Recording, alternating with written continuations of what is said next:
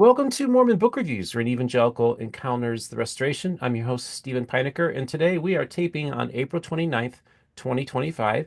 And if all goes according to plan, I will be posting this episode later today. A couple years ago, we're closing in on 2 years now, next month or in June, that I had Curtis on to discuss the Joseph Smith daguerreotype, where we did a really in-depth analysis of the photo. Curtis is coming back today because he has made multiple discoveries and found new information that seems to confirm that this is the Joseph Smith is a photo of Joseph Smith. Now, Curtis has not shared any much of this information with me. Over the course of the last couple of years, I've been having telephone conversations with Curtis and Zoom conversations, and he's been keeping me up to date on his research. And there's just been a few things that have come up that it caused us to kind of have to wait on him coming back on to discuss the Joseph Smith daguerreotype. But I think this is a really important subject. I think that more and more people over the course of the last couple of years have shifted in the direction of believing that Joseph Smith daguerreotype is actually Joseph Smith. And Curtis has really been one of the strongest advocates for this position. So I want to welcome Curtis back to the program. How are you doing today, sir? Good. It's good to be here again, Steve. Good to see you. So we have almost 300 slides. We're going to do a deep dive. Curtis is going to go on other programs, including my friend over at the Last Dispensation to discuss his new findings. But this is going to be the episode where we get really deep in the weeds for those of you who really, really want to kind of see all the information. This is going to be the place to go to really get all the information where we get really, really deep into the subject, which is what we've done like to do here at MBR. So Curtis, what you had said that what you wanted to do was kind of go over some of the stuff that we discussed a couple years ago, just to get people up to speed on things, and then you're going to present to us the new evidence. So if you want to get started, let's do it. All right. Well, that's exactly what we're going to do. I'll start here with uh, sharing my screen. And this is my new title screen that I've been using, this title, Looking into the Locket. Um, we're going to go just over very briefly. I have a few new images that cover some of the same topics that we discussed in June of 2023. But once we get through with that review, we'll dive straight into all the new evidence that I've discovered since April of 2023. And that's the thing too, Stuff that Curtis.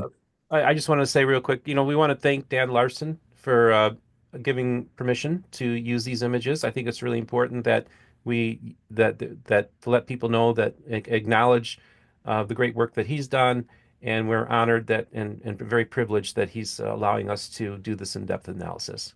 absolutely, Dan has been wonderful to get to know and to work with, and I don't work for him or with him directly on my work. What I do is I've licensed the high resolution images of the locket and daguerreotype, and then that facilitates my research. And then I share with him my findings, and there's no financial relationship or any type of obligations other than I honor his copyright and ask that everyone does as well. But it's been a great blessing to get to know Dan and other members of the Smith family. It's been wonderful. Hmm. Well, just to review, I kind of got into this topic. Uh, let's see, go back a little bit. When Andrew Ehat was approached by someone wanting to prove that this was a photo of Joseph Smith, and for, like I said, about 30 days of my life, when we had low resolution images, and I was doing contour tracings back in February of 2008, I really thought that this really might be Joseph. But it does not match Joseph's anatomy. Once we had high resolution images, you can see the minute changes and differences between the face and the death mask. And it turns out that it's a known subject that's located in the Library of Congress. But that entire exercise forced me to ask the question of how forensically, uh, what forensic methods we could use to test the legitimacy or the illegitimacy of a potential candidate photo of the prophet. And there have been many such photos over the years. Now, I'll again mention that at the outset, I'm not a professionally trained forensic anthropologist or anatomist or photographer, but I deeply involved myself in studying these subjects ever since 2008. And I feel I know more and more about it the more I dig and the more I study and learn about this these fields, early photography, anatomy, forensic anthropology. It's been an amazing process to become more informed about the process that a professional would use to do this. And today, for the first time, I'm going to share publicly opinions of forensic experts on my research. So stay tuned. Cool. Um, I also talked about the multiple burials of Hiram and Joseph, and the most significant for our purposes in our discussions was the most recent burial in 1928 when their bodies were dug up and their skulls were identified, photographed, and measured before being reburied. And then we talked about the claim that came forward in 1994 that the remains had been misidentified. It was a claim that it actually is still around. Lachlan Mackay, Ron Romig, and Henry Inouye from the RLDS Church had first proposed that. And then Shannon Michael Tracy published two books purporting to show evidence that proved their conclusion true. And I talked a little bit about DJ Bodden's forensic work. He's an artist and sculptor who had been studying and recreating the likenesses of Hiram and Joseph since the late 1970s, and talked about how he disagreed with Shannon Tracy's work and produced his own forensic drawings to try to show how the skulls were correctly identified.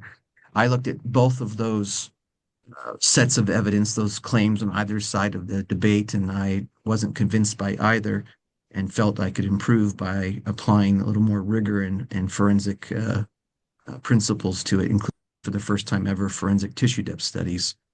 And that study is available for free online. I'm not going to rehash it here, but as part, I will describe it just very briefly. As part of that study, I had to ask the question, is Joseph Smith's death mask reliable? So in my work, I've used the two oldest known sets of death masks. We talked about the Dibble masks, which are on display in the Church History Museum in Salt Lake City, and the pedestal masks, which are copies believed to have been made as no later than 1849. We think these are the copies that John Taylor took with him on a mission to England and then brought back. It is important to note that there are differences between the masks, specifically the Dibble masks. Both the Hiram's and Joseph's have been damaged over the years. Here I'm showing just Joseph's mask. But despite this damage, the Dibble masks are still forensically more significant because they have finer detail in the facial features, and they're older, so they're closer in time to Joseph and Hiram's faces, which is, of course, forensically significant fact. Now, I also had to address in my research the reliability of the mask because some people, hoping to explain why their favored photo of the prophet doesn't match his death mask, they have hypothesized that in his violent death, his facial bones were fractured, causing the lower third of the face to sag and his chin to recede. Now, this hypothesis may seem appealing and very plausible to some, and I do not know of but one serious objection to it, and that is that it's not true. And so we know that Joseph sat to have his profile traced by Sutcliffe Maudsley on June 25th, 1842. We don't have that original profile tracing, but this is the original drawing created from that tracing. And this is a high-res image. And so I've now obtained two high-resolution images of Maudsley art of Joseph that are owned by the church in Salt Lake. And with their permission, I've been able to use them in my research to show that, in fact, the death mask corresponds quite precisely to the profile as drawn by Sutcliffe Maudsley. Now, there's the second piece of art that I've used is this one here, which was owned by Emma, drawn by Sutcliffe Maudsley for Emma specifically, and then passed on to her son Alexander. And you arrive at the exact same conclusion that, the correspondence of forehead to nose to lips to chin. There is no fracture, no sagging, no receding of the chin. The death mask has captured Joseph's face both in life and death, the vertical proportions of the eyes, nose, mouth, and chin, and the profile shape. So the death masks are reliable. Now, using those masks, those two oldest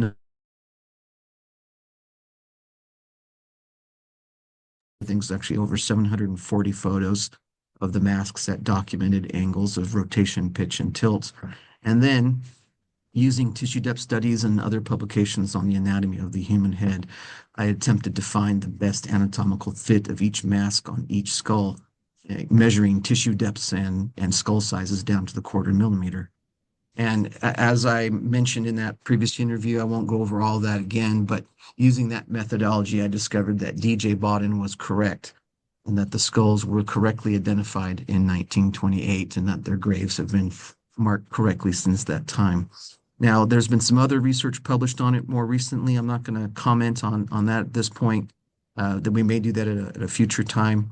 But with all that as background as to how I got involved into this whole story, uh, that helps explain why, when this picture was announced on Thursday, July 21st, 2022, uh, I was a little bit, how shall we say, informed of the topics and the subject of Joseph's anatomy and purported photos and had a keen interest in it.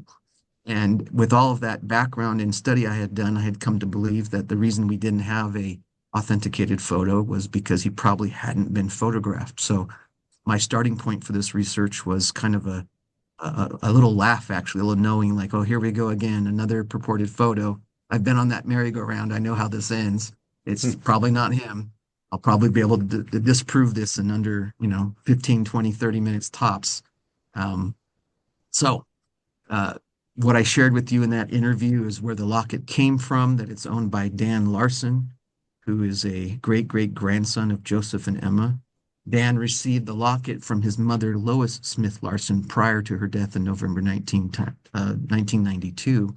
And Dan first tried to open the locket a few months after her funeral in early 93. Uh, Unsuccessfully tried, I should say. The release mechanism was bent or broken, so he didn't think anything of it. He put it back in the collection of other family keepsakes that had come in the cardboard box that his mother had given him.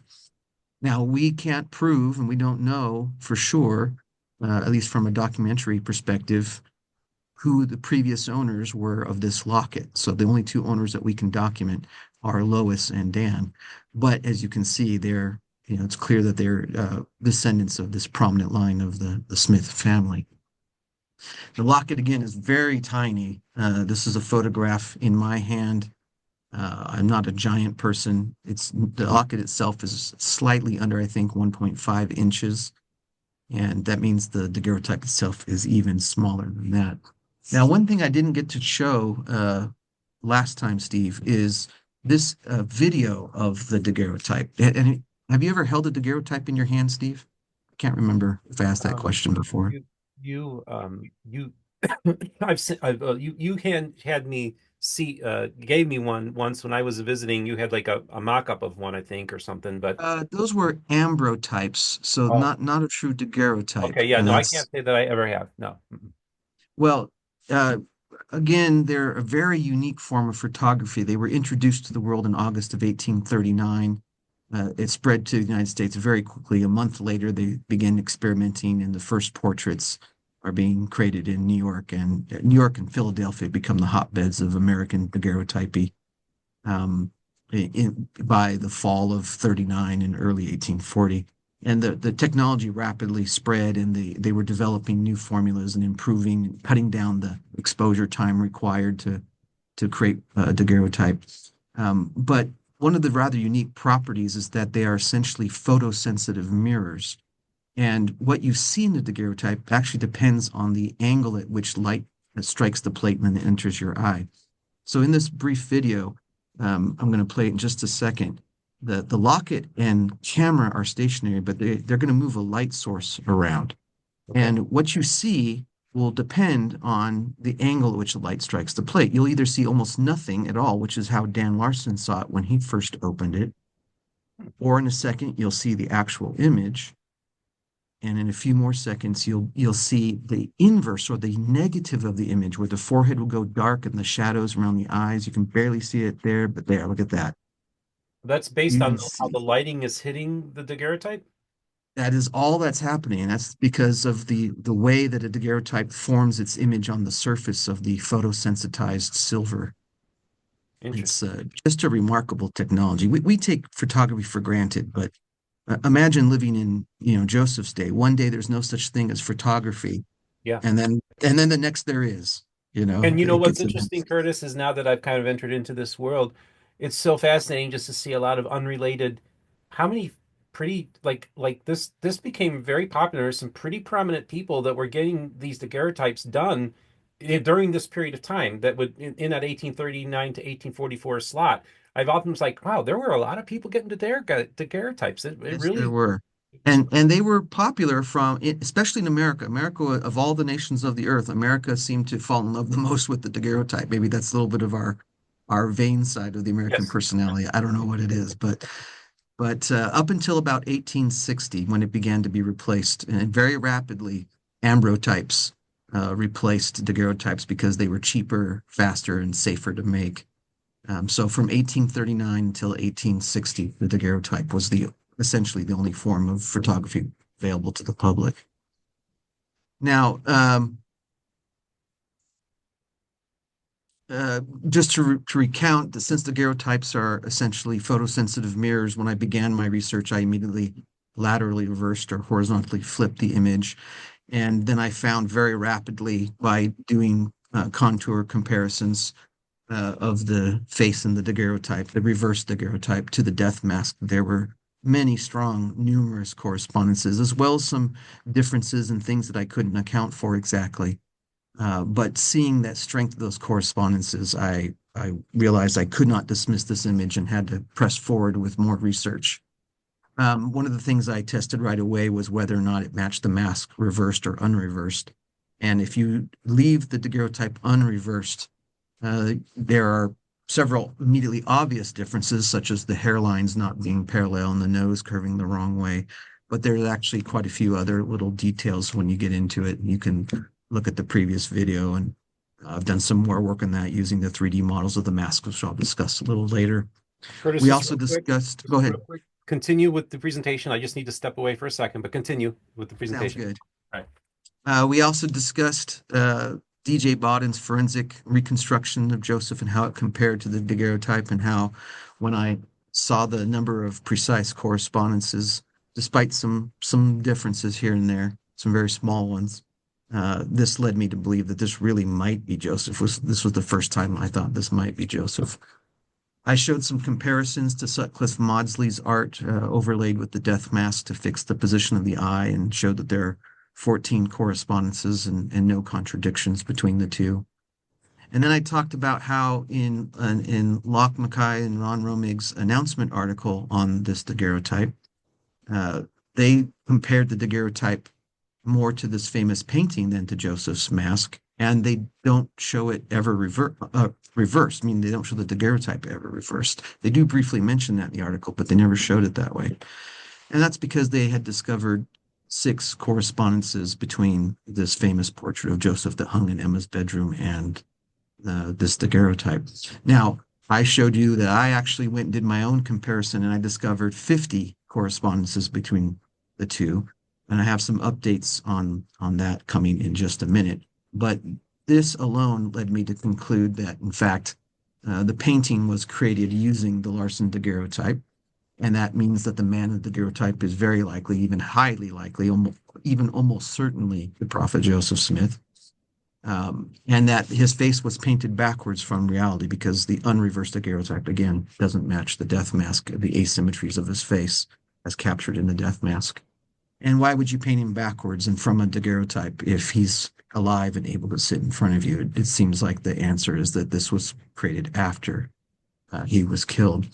And I talked about six lines of evidence that I discovered independent of the existence of the daguerreotype that indicate that the painting is indeed backwards and was created after Joseph was killed. We also talked a little bit about some of the documentary clues.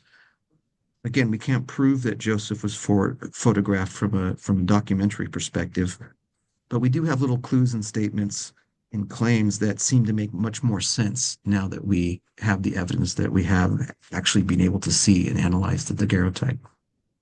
I also showed some comparisons to the sons of Joseph Smith and other Smith relatives. Again, this isn't what I consider to be forensically significant, but it's kind of a human interest side. Like, we'd like to see, does he look like his son or his father or his uncle or a brother? And we talked about that for a little bit. And then I talked about some objections to the image itself. I've added a few here from before. There's probably a few more I could have added, but I do want to just review one or two briefly. One, I talked about how this is not a photograph of Hiram because it doesn't match his death mask in some very key aspects, such as the spacing of facial features. In fact, if you take Hiram's mask and scale it to the best eye and nose match, you can get a beautiful match at the eyes and nose. But to do so, you have to reduce the size so much that you can see the entire lower third of the face doesn't match at all. And I know there's claims out there that this is a photograph of Hiram, but I actually have more evidence I'll show a little bit later, a little bit more rigorous technique that I'm excited to show you and the whole world for the first time that this, in fact, is not a photograph of Hiram. Now, one thing I didn't show in our interview is the claim about the forehead being wrinkled. Well, in fact, we don't see any wrinkles or frown lines in the forehead other than that fold between the eyes, but no horizontal grooves or folds of skin in his forehead. In fact, all those grooves are polishing grooves, and you can see here the daguerreotype image is barely visible and actually is disappearing the further up the face you go. I'll zoom really tight so you can see the very faintly the collar and the lips just a little bit. And as I pan this image up, Steve, look how you can clearly see the polishing grooves in the silver plate. Hmm. Those would have been grooves created before it was made photosensitive and before the exposure was made on the plate and before that image was developed. Okay. So that's from the process of manufacturing the daguerreotype plate. Isn't that amazing? Yeah. Very high resolution images. So everything that I shared with you before and just reviewed briefly here, and a whole bunch more, I put into kind of a report that has been shown to four different forensic anthropologists. And here's where I'm going to begin sharing things that I haven't shown the world before. Now, those four different forensic anthropologists have written three different reviews of my work, one review being co-written by two experts. Now, one of the reviews was negative, Steve, very negative. Like I jumped immediately to the conclusion. I wanted to just see what was their conclusion. I read it and I got a pit in my stomach and I thought it was so critical and negative. I thought, oh my goodness, how could I have been so wrong? How could I thought I was being very careful. I've been trying to follow uh, clear and approved methodologies, which I'll talk just possibly a little tiny bit about in a minute. It made me sick to my stomach, and I thought, how could I have gotten it wrong? I better go and just see what this guy says in detail. And so I went back to the top of the the written report and started reading. And the more I read, Steve, the more that feeling went away. Mm.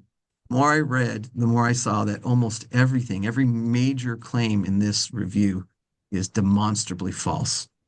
Now, I wish I could share it publicly. I really do, but it was anonymous peer review, even though I know who wrote it because of what it contained. I was able pretty quickly to decide, determine who wrote it.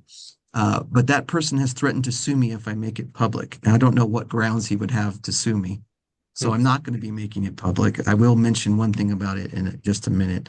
Uh, but the other two reviews I received from the other three experts I've spoken with were very positive, and I'm going to share just a little bit from them. So the very first forensic anthropologist I ever spoke to is a man named Mark Dobbs. Now he studied forensic anthropology under one of the United States' first board certified forensic anthropologists, and he completed a forensic facial reconstruction course taught by Betty Pat Gatliff, who was world renowned for her work in identifying deceased individuals through facial reconstruction. And then he spent 18 years working as a forensic anthropologist with law enforcement agencies in the San Francisco area. And he taught biological and forensic anthropology at the collegiate level. So I thought he was slightly qualified to weigh in on my work. And I showed him everything. And then he wrote a nice 4 or 5 page report. And I'll give you just a couple of excerpts from his report.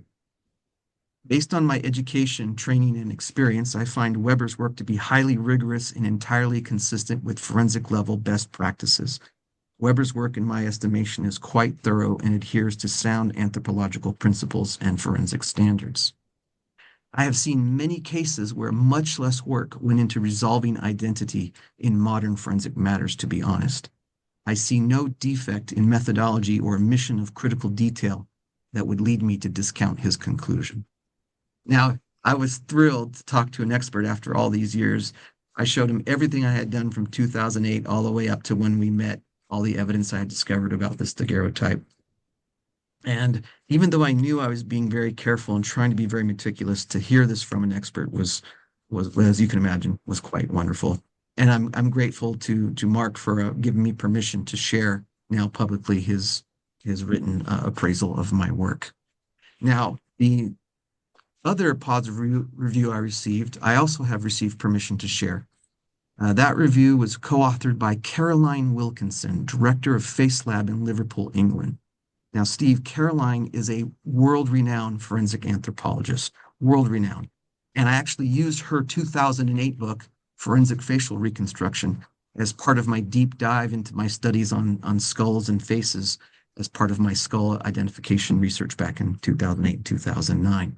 Now, if you guys go on YouTube, Google her name, you'll see that she or her institutions have been involved in numerous high-profile cases, as well as things that we don't see because they're, criminal cases and so forth. The Face Lab does amazing work. In fact, they've done what I think is beautiful project to try to help identify uh, individuals who had died while trying to cross from the Middle East or from North Africa across the Mediterranean into Europe over the past 5 or 10 years as there's been this wave of migration that has happened. There's Okay. been about 20,000 individuals who have died, and they've been working or had worked on helping to identify remains so that families can and the deceased can have some dignity in burials and families can have some closure. It's beautiful work that Face Lab does. Hmm. Now, her co-author in the review is Dr. Sarah Shrimpton, and I don't know about you, but don't most of us have PhDs in face recognition? Well, actually, I don't. Do you, Steve? No, this is the Well, first. she does. So Okay. I thought this was amazing to see that this level of expertise was applied to analyzing my research. Here's part of what they said. The author, that would be me, also carries out a morphological comparison between the Larson daguerreotype and the death masks. Morphological, it's a fancy word for a shape comparison. You're comparing shapes between the two faces. The author describes consistent features at the chin, mouth, nose, temple/brow, hairline, eyebrows, and eyes, with matching asymmetry noted at the chin, nasal root, nasolabial creases, philtrum, and supraorbital regions. Supraorbital region. That just means matches all up and down the face, Steve. That's what that means. Okay. They go on to say, this morphological comparison appears rigorous, and we would agree with the majority of this assessment. Now, I'll just explain the word majority. There was a detail that I don't think I wrote very clearly in my article that they reviewed, that they thought I was claiming something that I wasn't, and they disagreed with the thing that they thought I was claiming. And I agree with their disagreement of the thing that I wasn't claiming. So it's a minor little detail. So they conclude, we agree that there are multiple correspondences between the daguerreotype and the death masks and Maudsley drawings. Therefore, we agree that the daguerreotype is likely an authentic image of Joseph Smith in life. Okay. Steve, when I read that, I started hooting and hollering. I was upstairs, my family was downstairs. They thought, what in the world's going on with Dad? Yeah. Again, I couldn't have been more thrilled. I have wanted Caroline Wilkinson and that level of expert to look at my work since 2008, and here it was. In fact, here's two screenshots of the first page of their review with their names at the top. They normally peer review is done anonymously. They felt it was important enough to let me know who they were, and Wow. in fact, they digitally signed the PDF. So here's the visual proof that this is actually what happened, and what's amazing to me, Steve, is I didn't receive this until after we had taped our interview, but had already been signed and put into PDF form before you and I had our interview in 2023. Wow. Now, the the assessment of these experts that I've just shared is based on the evidence that I had discovered up to April 2023. That's basically what I've shown you in our previous interview and what I've reviewed here very briefly. But now I want to show you the evidence that I've discovered since that time, Steve. Evidence which has caused me to change my evaluation and which I believe would change the evaluation of these experts as well. I haven't had a chance to show it to them. We'll see if and when that opportunity arises. Now, this new evidence is going to consist mainly of details about the painting, as well as, for the first time, extensive use of the 3D model of the Dibble death mask of Joseph. That's the oldest known mask. Okay. Let me dive into the painting first in a little more detail than we did in our previous interview. Now, this painting is arguably the most famous painting of Joseph Smith. We know that it was kept in Emma's bedroom in Nauvoo in the Riverside Mansion, built there on the foundations of the Nauvoo house that was never completed in Joseph's lifetime or after. We know that she passed it to her son Joseph III before she passed away in April 1879. We know that Joseph Smith III gave it to his son Frederick before he died. And then I haven't documented this, but it passed from essentially Frederick into the possession or ownership of the RLDS Church. So the family at some point stopped owning it, and the RLDS Church became the custodian and owners of this portrait. Now, in March of 2024, Steve, it was sold as part of the deal that included the Kirtland Temple and other properties in Nauvoo and other artifacts from Joseph and Emma. And it is now located in the Church History Museum. It went on display in March of 2024 and was on display until I believe it was sometime in October. And then they took it off display, and I understand that they've been doing conservation work on it. And at some point, I assume will be put back on display again. Now, this chain of ownership, Steve, these are all well-established facts. Like no one doubts this, that we know this is true. At least we have very, very strong evidence on all of it, documentary evidence. But the origin, Steve, of this painting, as we mentioned before, has always been shrouded in mystery, right? Just as a review of what we talked about before, we've never known who painted it or when it was painted. For many years, it was attributed to artist William Major, who actually shows up in Nauvoo after Joseph's killed. But sometime prior to 1972, the RLDS Church changed the attribution to artist unknown because experts pointed out this painting doesn't match Major's style. It exhibits techniques that are beyond his skill level because we have other known works of Major. And I have some leads to do some research along that line if and when I have the time to talk about William Major's art and how paintings of William Major were actually created from photographs, which rings a bell for those who saw this presentation before the earlier evidence. Now, since about 2007, this painting has been attributed to David Rogers, who we do know for a fact painted a portrait of Joseph in September of 1842. But it's never been proven that this, in fact, is the Rogers painting. Now, curiously, there's another painting of Joseph Smith, an oil profile portrait of Joseph Smith, that was once owned by Brigham Young. And in fact, it was attributed to David Rogers. We know this because in the Deseret News in 1855, there was an article talking about a party that was being held for returned missionaries in the social hall, which would have been on State Street and about halfway between South Temple and First South in Salt Lake City.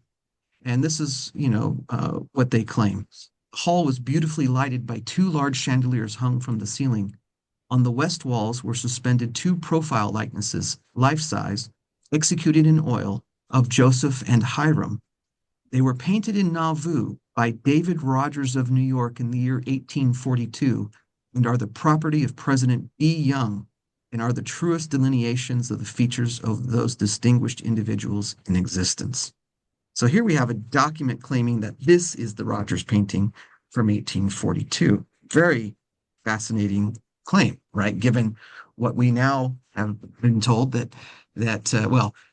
and the Church History Museum has for many, many years, up until about 2007, attributed this painting incorrectly to David W. Rogers. Now, not to make the story more confusing, but David W. Rogers is not the artist David Rogers. David W. Rogers is David White Rogers, who is a member of the church and is a friend of Joseph Smith, but there is zero evidence that he was an artist. He was a businessman. He helped purchase the lands in Commerce that Illinois when it became Nauvoo, for instance.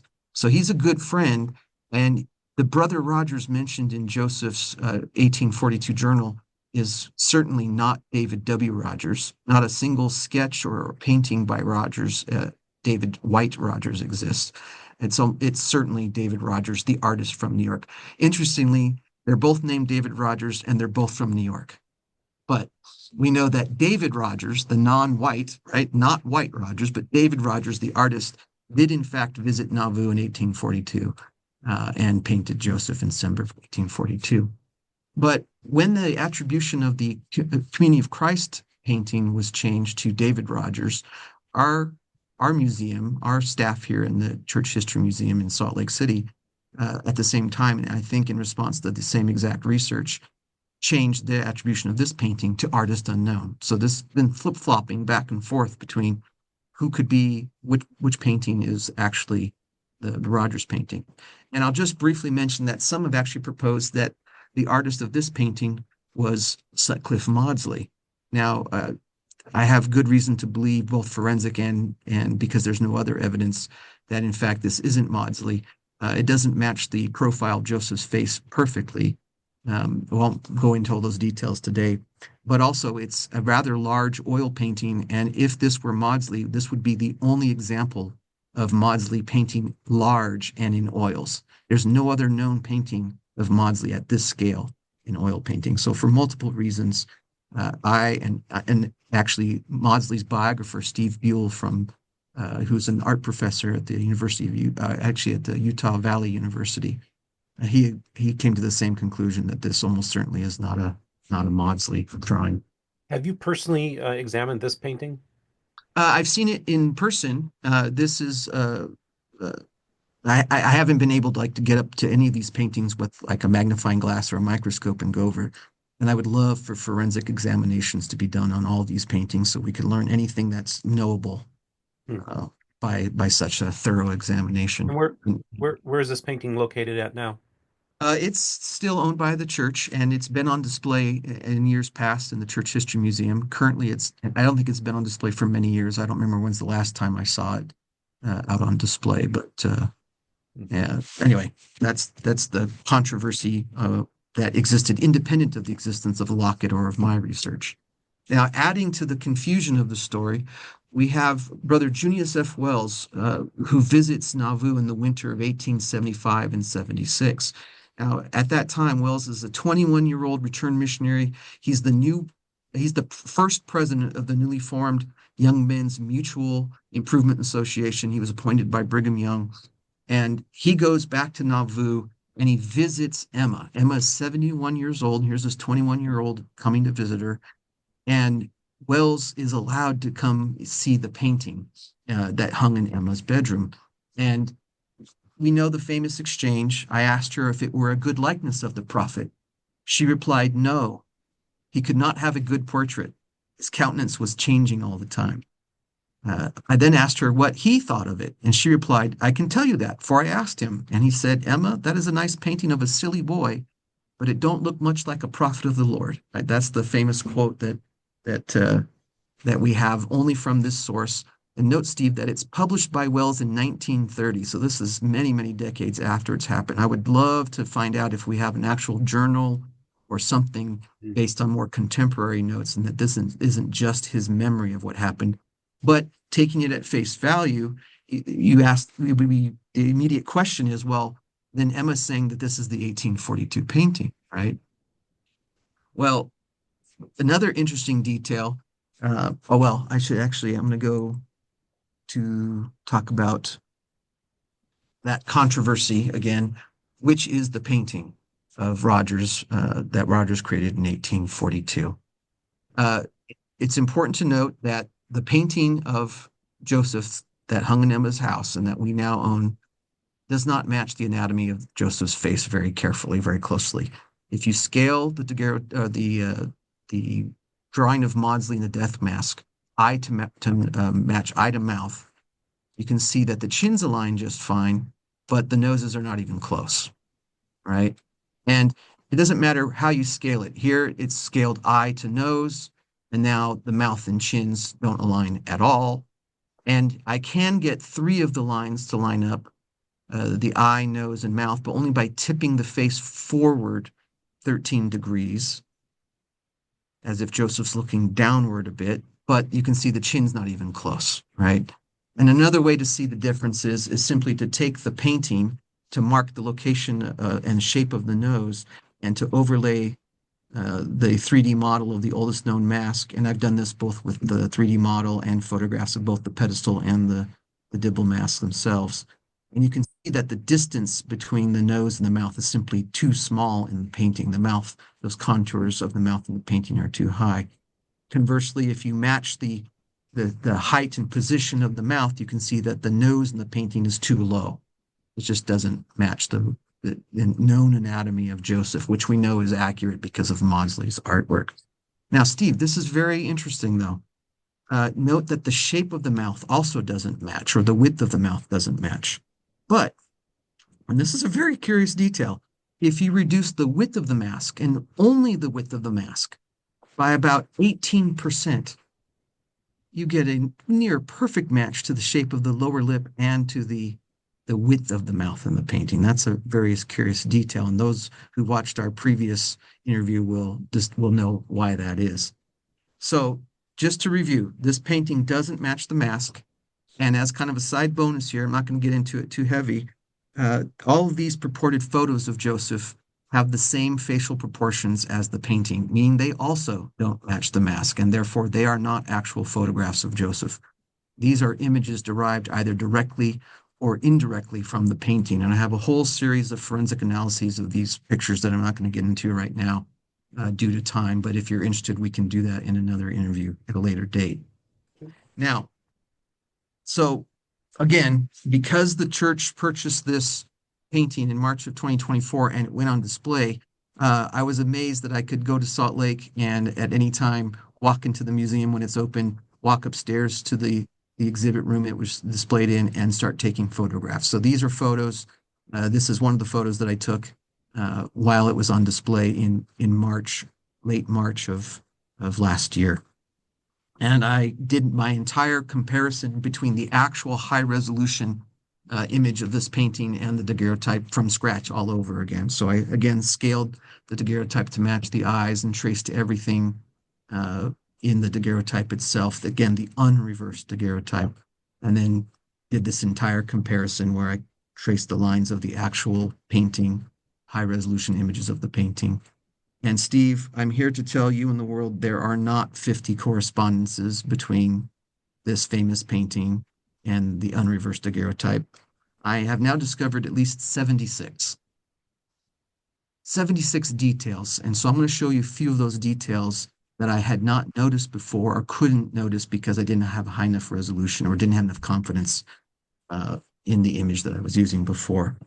So I had already shown that the shape of the eye was amazing. One little detail I didn't point out in our previous interview that probably I should have is that the medial canthus or the inner corner of the eye on the left side of the painting is not anatomically correct. That's an incorrect. It should not connect to the eyelid fold. It should connect to the edge of the upper eyelid, that upper edge of the medial canthus. But it appears to be based on a blurry shadow in the locket. It's hard to see that detail because it's obscured by this shadow. Now, one thing I had never done was trace the folds, the eyelid folds, the upper and lower eyelid folds and the bottom of the brow. And when I did that, I realized, oh my goodness, both the upper and lower eyelid folds can be copied almost perfectly from the daguerreotype, while the bottom of the brow itself does not. And then, Steve, as I was looking at this image, I realized that line actually might be there as indicated by these white dots. And so I thought I'd better check. And it turns out if you take the daguerreotype and you enlarge it 10% and rotate it 10 degrees clockwise, it matches perfectly. So I thought I better check the whole eyebrow for the first time at that rotation and enlargement. And it turns out that the entire eyebrow, all except this little inner portion, appears to be based directly on evidence in the daguerreotype as well. I was really surprised to find that because, well, for lots of reasons. I hadn't checked it before, and I thought the eyebrows just didn't seem to match at all. And it turns out they match much better than I had ever imagined. And the artist, I think, trimmed that because maybe he thought the eyebrow was a little too bushy, so he just shaved it off a little tiny bit. Now, here's a detail that I hadn't noticed before until I had the high resolution. And that's the shadow at the corner of this eye in the painting and in the daguerreotype. You can trace that shadow and compare the contour and see, while it's not 100% perfect, it's clearly a very precise or very strong match to the shadow of this eye in the daguerreotype. The opposite eye in the painting I had shown before is actually, this is anatomically correctly drawn with a rather long medial canthus and a slightly sagging upper eyelid. And that's because the daguerreotype has what appears to be a very long medial canthus of this eye and a slightly sagging upper eyelid. And Steve, when I traced the flesh and the folds around the eye for the first time, I discovered that in the painting, the inner portion of the upper eyelid crease and the outer portion of the brow appear to be fiction. They don't appear in the daguerreotype. But if you remove those lines, it looks like the artist simply took this single contour in the daguerreotype itself and disconnected it and created a symmetrical shape to the other eye in the painting. So those folds all appear to be based on the locket. And then when I check the eyebrow, this eyebrow in the painting, it appears that the vast majority of it is based on contours seen in the daguerreotype, including this little dip in the upper contour of brow. The shadow at the corner of this eye, which I had not noticed before, also seems to be based on the darkness of the shadow at that corner of the eye in the daguerreotype plate. That was a new discovery. And some of these ones I showed before, but since I'm doing this in high res now with really high quality images of the painting, this is the only depiction of Joseph in existence, this and a copy of this painting, that show this glabellar fold or fold line, frown line between the eyes. And clearly it's based on the frown line in the Larson daguerreotype, including its spatial relationship to the eye on the right side of the plate and the painting, as you can see there. Again, the nose, I just did this. It's much nicer to see the shadowing. You can even look at the shadows and highlights on the nose, as well as the shape of the flesh or ale around the nostrils seem to come directly from the locket.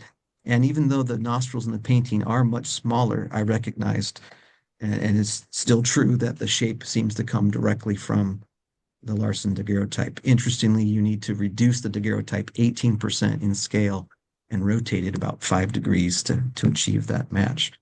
Now, here's the comparison of the mouth, which I had done and shown before, but again, I redid the comparison.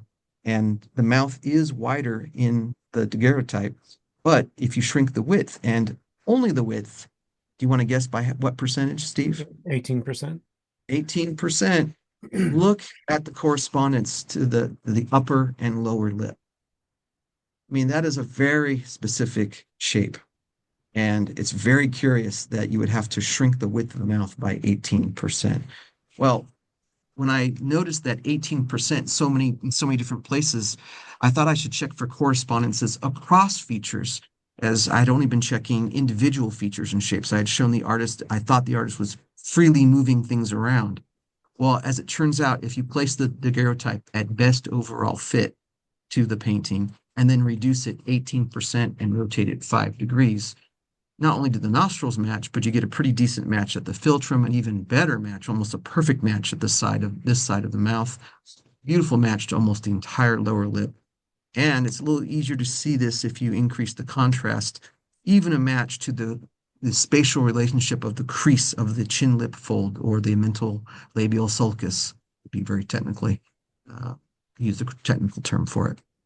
So, Steve, the artist is preserving spatial relationships between clusters of features in the face from the locket to the daguerreotype. I was stunned to find this. This is where these additional 26 correspondences come from. Now, here you can see that rotation 5 degrees matching the mouth on one side.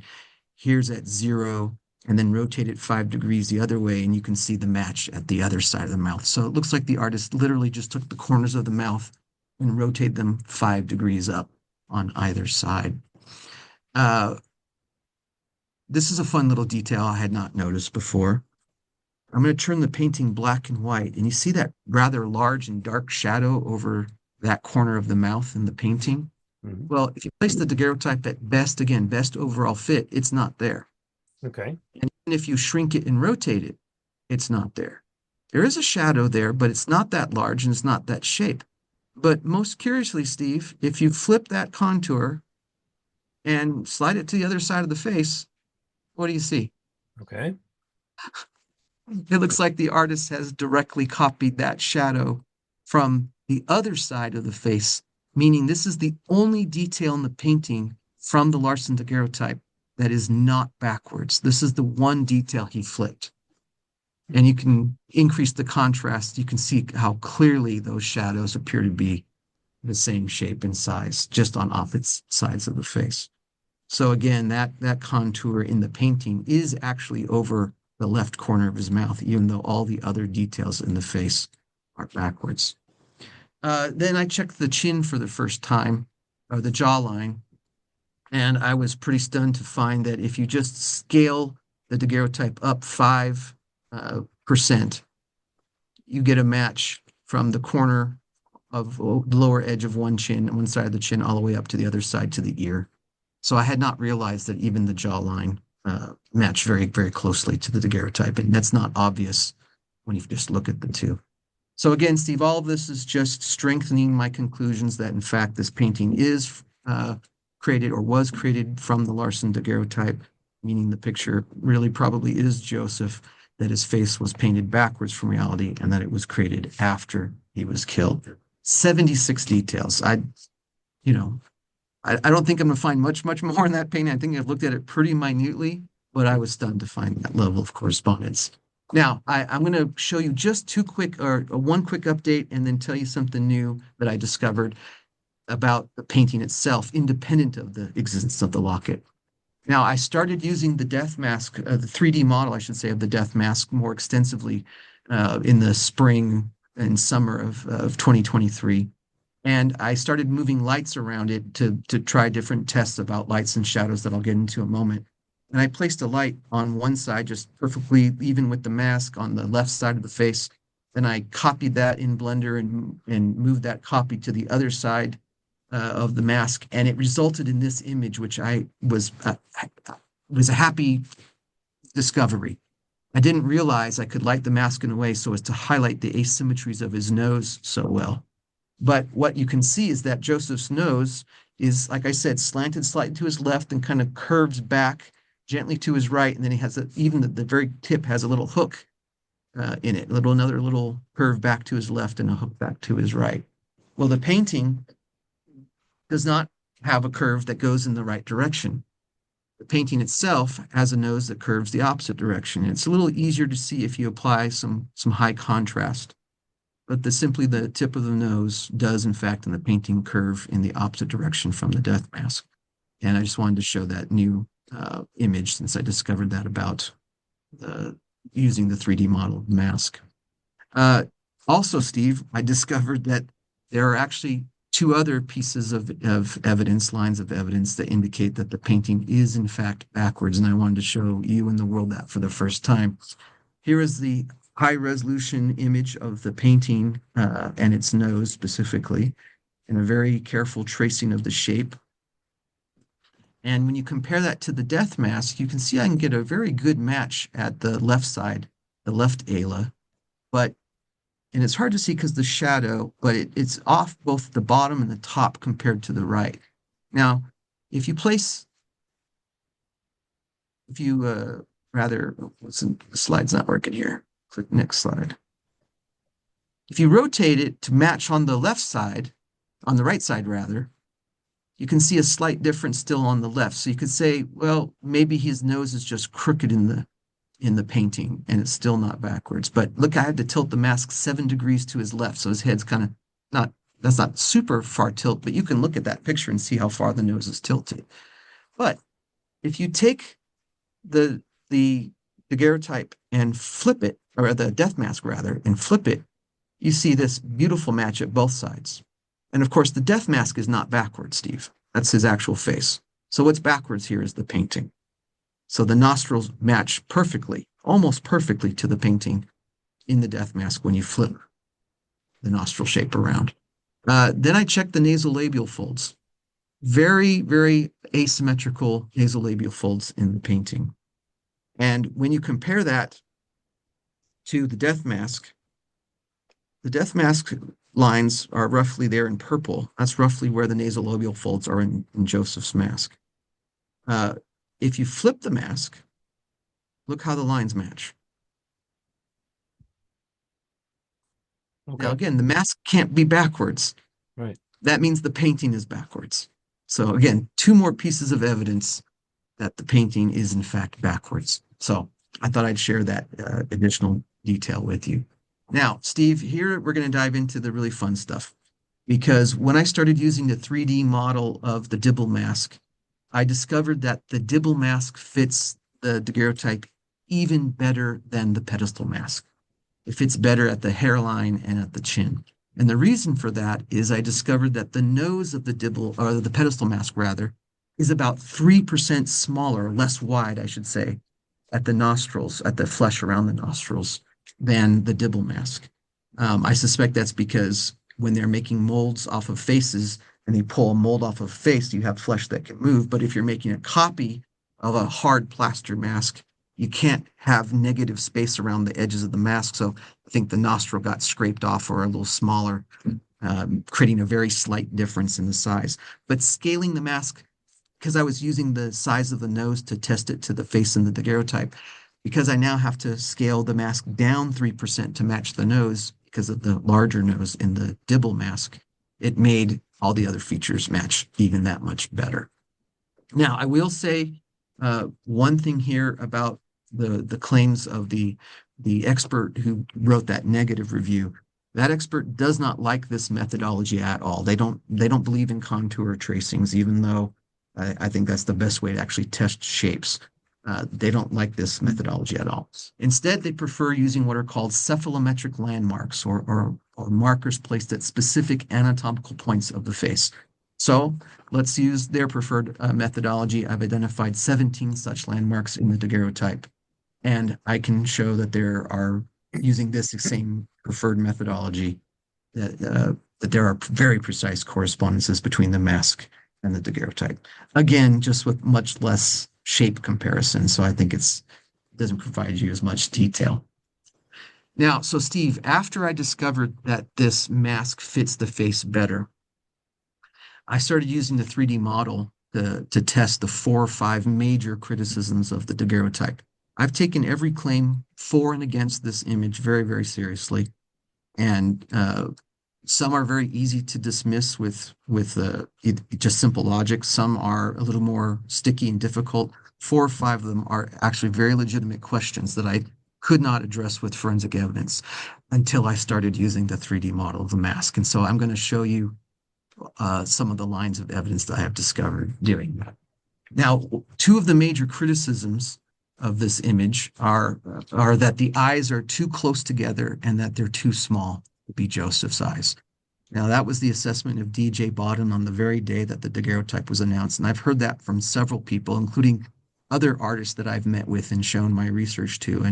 And I've had some wonderful experiences showing this evidence to them and seeing their eyes change, their opinions change, and literally seeing their eyes open wider and the expressions on their faces. It's been very fun. So what I want to show you is something about the size of Joseph Smith's eyes that we have never known until I started looking at this very carefully. Now, in order to do that, I have to do a little mini anatomy lesson, and it is specifically about the size of the human eyeball. Steve, you and you're a bit taller than I. How tall are you, Steve? You're like 6'2", 6'3", 6'3". Yep. Hmm. 6'3". Okay. Uh, you and I have the same sized eyeballs, almost perfectly the same size, probably within a millimeter or two of each other.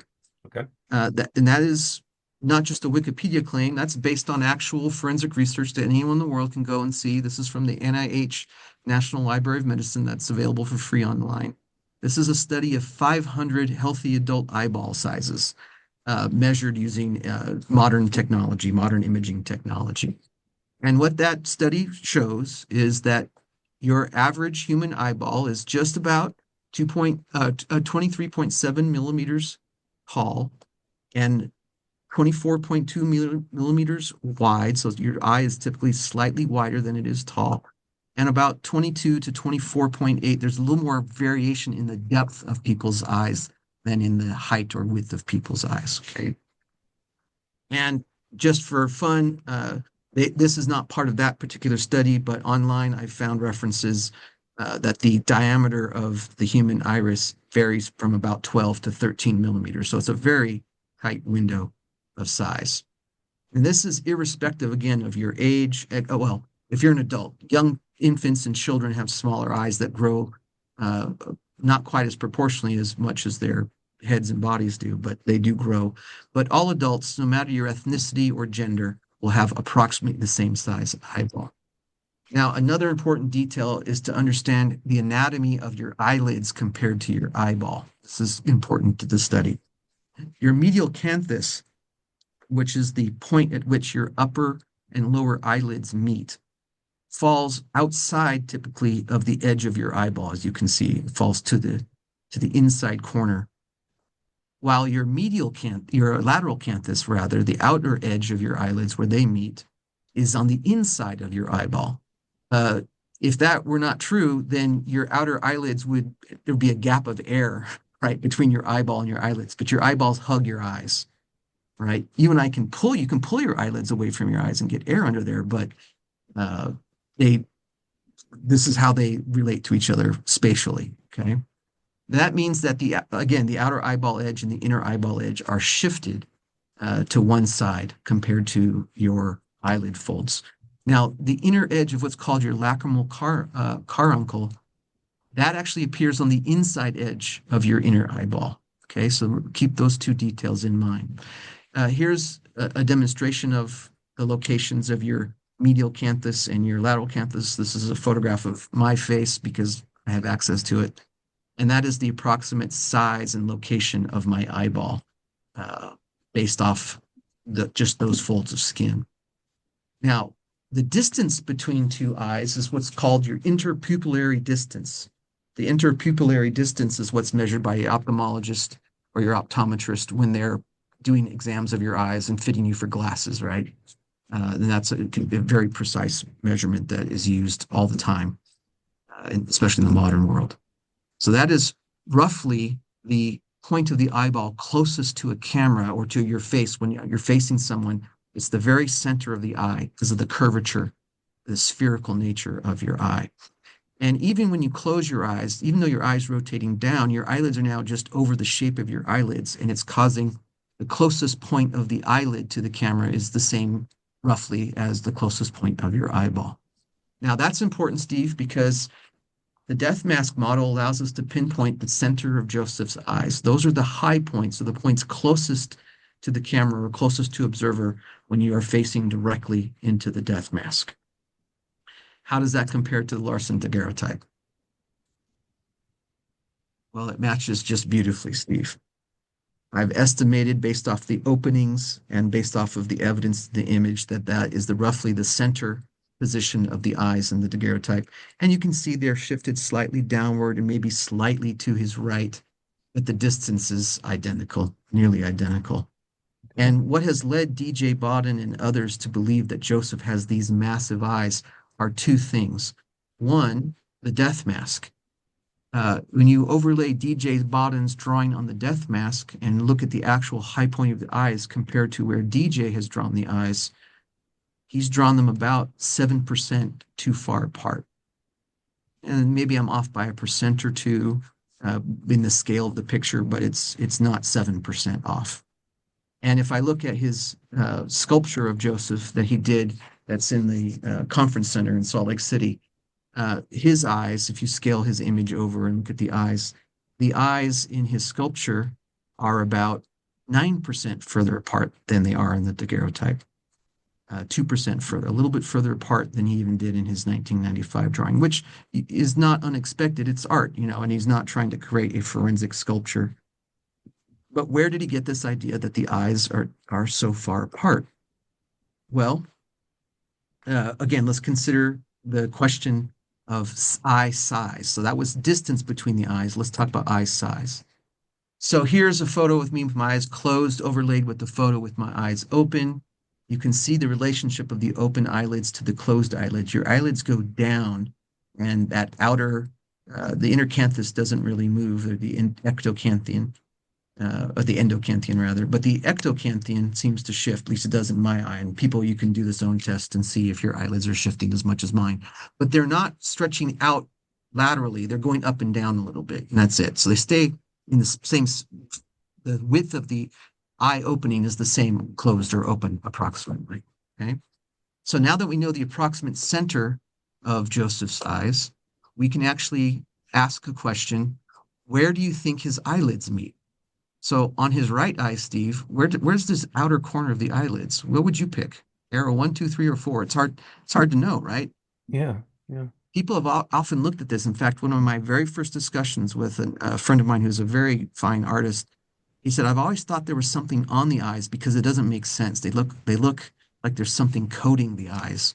They look very unnatural, very baggy and saggy and clumpy, especially the outer edges. Well, where are they on the outside? It looks like it's one of those arrows is probably the location of the eyelids.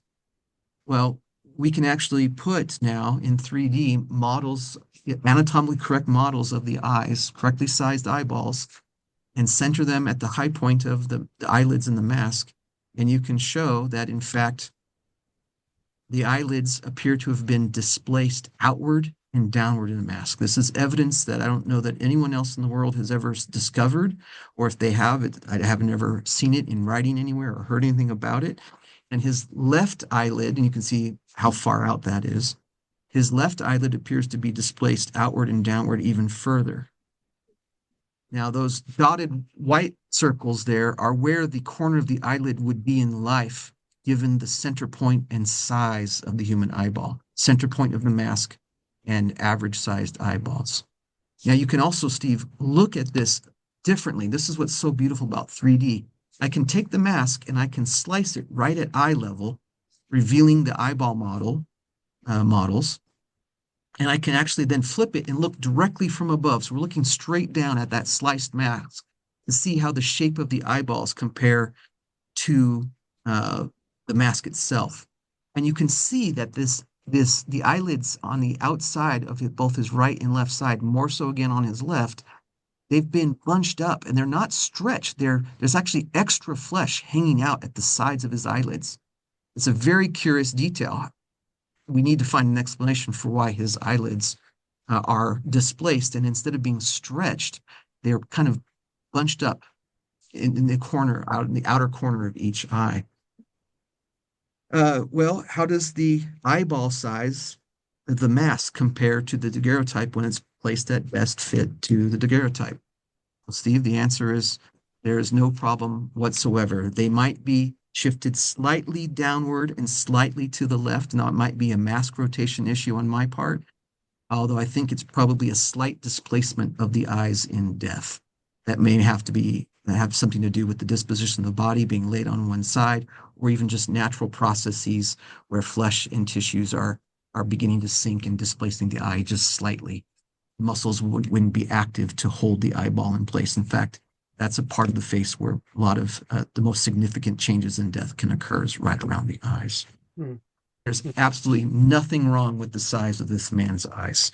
It is what you would expect an adult human eye to look like size-wise. Isn't that incredible? It's very interesting. Yeah. And it doesn't even matter, Steve, if we go 3 standard deviations larger. What that means is, in those who understand statistics and standard deviations, you're down to maybe 0.3% of the human population would have eyes this large. In fact, 3 standard deviations is larger than any eye was measured in that study I mentioned of 500 human eyeballs. No eyeball was this large. So even if you give that Joseph had massively large eyes for a human, for someone who doesn't have some genetic condition like, Marfan's disease, or, Andre the Giant probably had larger eyes because of his size, right? Uh, Even if you give him very massive eyes, you can still see that the eyelids don't meet inside the outer edges of the eyeballs, which is where they should meet. Okay. So, this just establishes again that the death mask does have this displacement and this bunching up of flesh on the outside lower portion of the eyes. Fascinating. Hmm. Now, I can tell you why DJ thinks his eyes are so large. It's not just the death mask, Steve. Oh, well, I can actually show you the size comparison. That's the actual position of the center of the eyes in the mask, and that's the size of an average human eyeball. If you trace that shape and move it out to the center of the eyes in DJ's drawing, you can see that the eyes are massive. His eyes are about 25% too large, and that might be generous. I might have to go a slightly larger still, but we're giving him the benefit of the doubt. And so why does he think the eyes are so large? Well, I can tell you exactly where he got the size and shape of the eyes from, Steve. He got it from a painting that hung in Emma Smith's bedroom. He Okay. got the size, the shape, and the spacing of the eyes directly from the painting.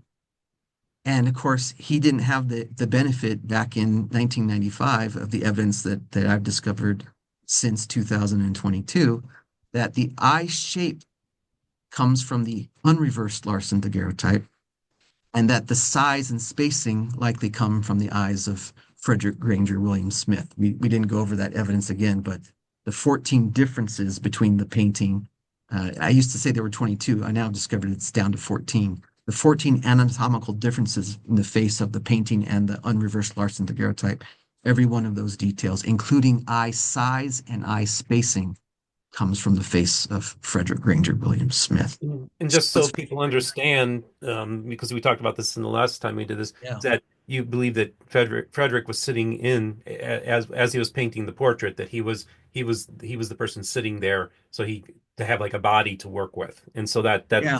yeah, okay. And I've now talked to two other artists who have done paintings that way, positioning someone other than their subject who was dead, Hmm. using a live relative. In one case, it was a daughter. In another case, I think it was a brother. Uh, and the other one was, I think it was uh, it wasn't a cousin. It wasn't either a sibling or a parent, but another close relation. They were so similar that they sat and posed the living person and then sketched that kind of and got their posture and lighting the way they wanted. And then they took photographs of the deceased and created portraits. So it's a process again used by artists today. Um, Very likely the evidence points that this is exactly what happened. Now, what's really fascinating is if you take DJ's drawing again, even though the eyes are too large and they're backwards, if you just simply flip the eyes, nothing else in drawing, just the shape of the pupils, or not the pupils, but the whole eye that you can see in what's called the palpable fissure, right? The opened eyelids. And then you take away the mask and compare them to the daguerreotype, and then shrink them about 12, 15%. DJ could have drawn that match knowing just two little details. The eyes are backwards and they're a little too large. You could probably shrink this another 5% and it'd even be a slightly tighter match. But I did this and thought, well, that's close enough.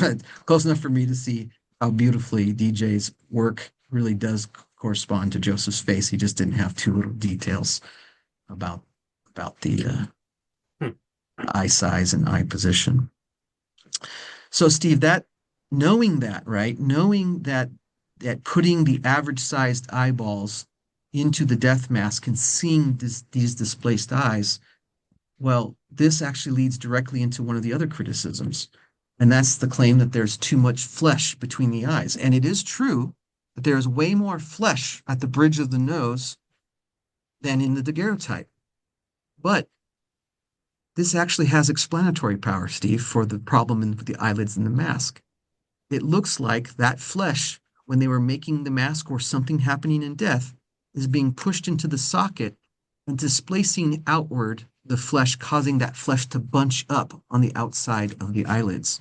So not only can we show using the mask and very forensically precise data that the eyelids in the mask are displaced, it also we also have a mechanism of how they got displaced now. He had extra loose flesh on the sides of his bridge of his nose that appears to have been pushed into the socket, displacing the flesh outward. And that's why it's not stretched outward, it's bunched up outward. You have slippage of skin, and that extra skin is right there in the daguerreotype. That's amazing when the daguerreotype can explain a detail, an anatomically incorrect or mysterious detail of the actual death mask. Incredible. Now, I'm going to show you now the next line of evidence, all based off of what I discovered just trying to answer this question, is his nose too small, right?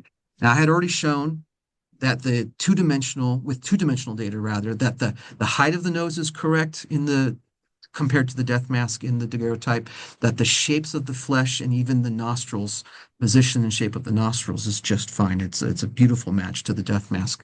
But what about the prominence of his nose, Steve? The three-dimensional volume of the nose. That's a legitimate question that people have been saying from day one. His nose just looks too small. Well, I realized we have the three-dimensional shape of Joseph's nose. We've compared it to Maudsley's drawings. We can show that that's a pretty accurate.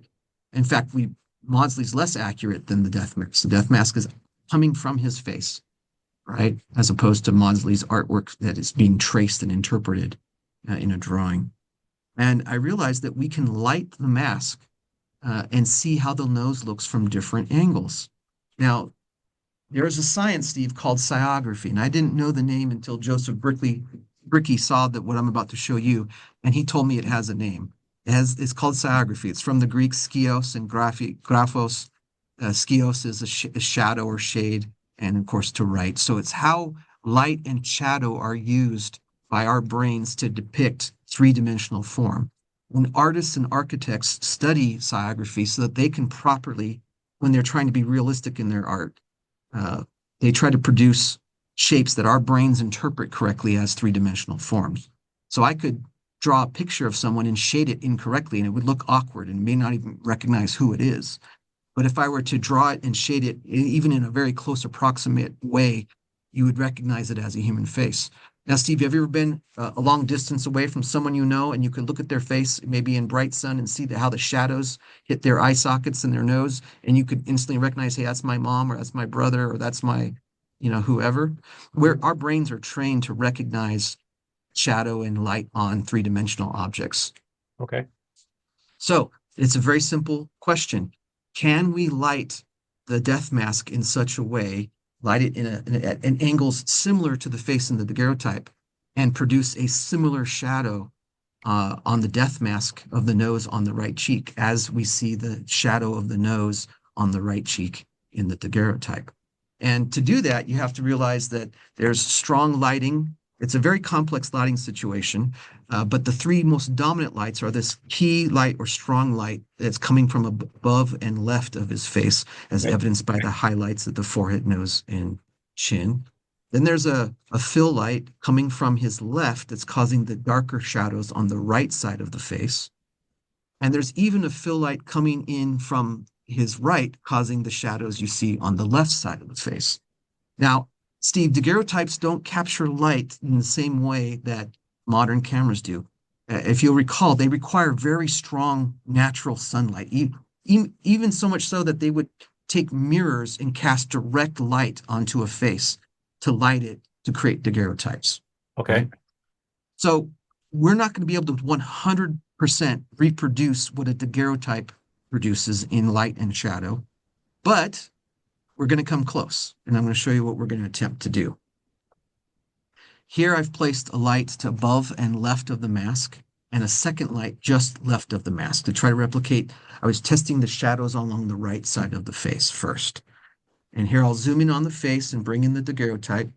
And then, Steve, I've simply increased the contrast of the shadows on the face so that you can see the light and shadow a little more clearly.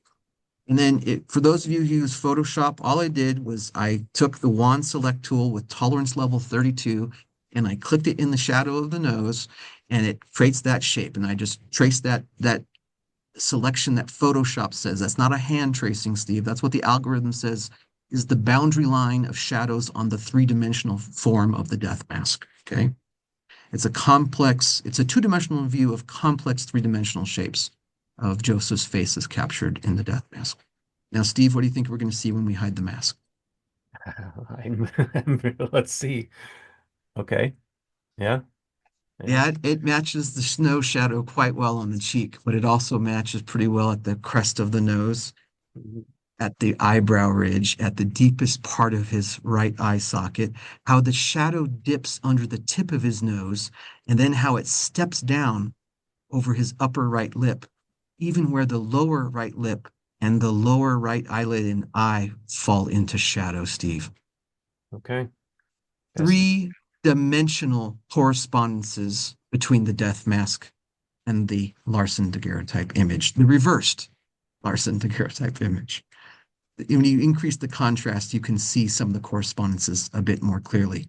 Another way is to apply a posterized filter Uh-huh. uh, to the picture. And this is just Photoshop's way of limiting the number of colors that can be used to render or display the image.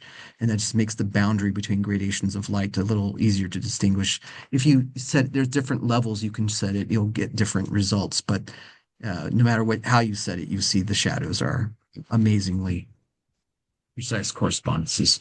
Now, Steve, what this shows, what this demonstrates, is that this man's nose is in the same spatial, three-dimensional spatial relationship to his right eye, his right brow, his right cheek, his right lip, his upper and lower lips, as the three-dimensional shape of Joseph's nose in his death mask is to the death mask's right eye and brow and lip and cheek. Three-dimensional correspondences. Now, I'm going to pause here and say you can do the same test using Hiram's death mask. Okay. And this will just show us how this does not correspond.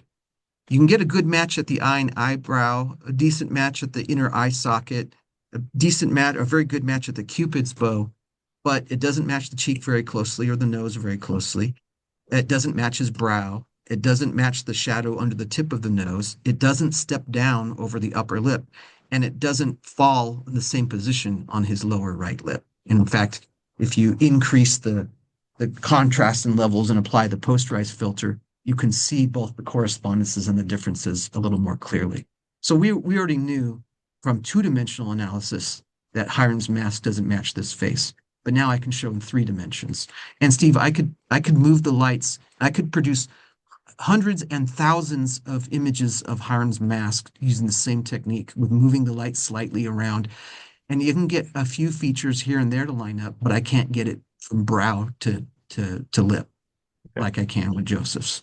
And that's to be expected because it doesn't match in 2D. There's no reason to expect it would now start to match in 3D. And in fact, it doesn't. Now, I've also moved the light around to test other angles of Joseph's mask compared to this daguerreotype. So here's the mask lit strongly from the right side, casting very strong shadows on the left. And I was trying to match the crest of the nose to see if a single contour of the nose on the left side of his nose could be matched. And going through that exact same process, we find, yep, it matches the contours of the left side of the nose, but also the left eye socket depth, where his left eye and eyelid fall into shadow, and even where his left upper and lower lips fall in the shadow, though those ones are a little easier to see if you increase the levels, or even if you go to the posterized view, you can see where the highlights fall on the lip as opposed to in the death mask as opposed or compared to the photograph. Now I'm going to zoom in a little bit on the upper face, Steve. Look at that. Look at that correspondence of that shape, including that little bulge at the top. It is amazing at that left eye. Mm-hmm. But then look at the nose, Steve. The nose just blows me away from the tip all the way up about 70% of the 75% of the way up to the brow. Just so precise, following the asymmetrical shape of the left side of the nose. So we have three-dimensional ridges along the left side of Joseph's nose between the death mask and the daguerreotype. And this upper portion, well, it's hard to see when it's filtered this way. You can apply other filters. There's more subtle shading there, and that shading is in fact in that same shape. Even with the extra flesh, the shading hasn't changed because the underlying bone structure is the same. Okay. Amazing. Now, I'm going to just show you one more. I would have shown you all of them, but this one's my favorite, Steve. Here, the mask here is lit in a way differently than the face is in the daguerreotype, but I was moving the light around to see different things about the shape of Joseph's face as revealed by the light and shadow. And here I just placed one directly in the center of the face, above the center of the face, a little bit slightly forward. I was trying to cast shadows on the brows to see if I could see bone structure correspondences to his brow line, his supraorbital ridges, right? And I did learn something about the brows, but Steve, I also learned something about his eyes, which I had not known before. And I'm going to zoom in really tight on the eyes so we can see this. This was a very happy accident, discovering this information.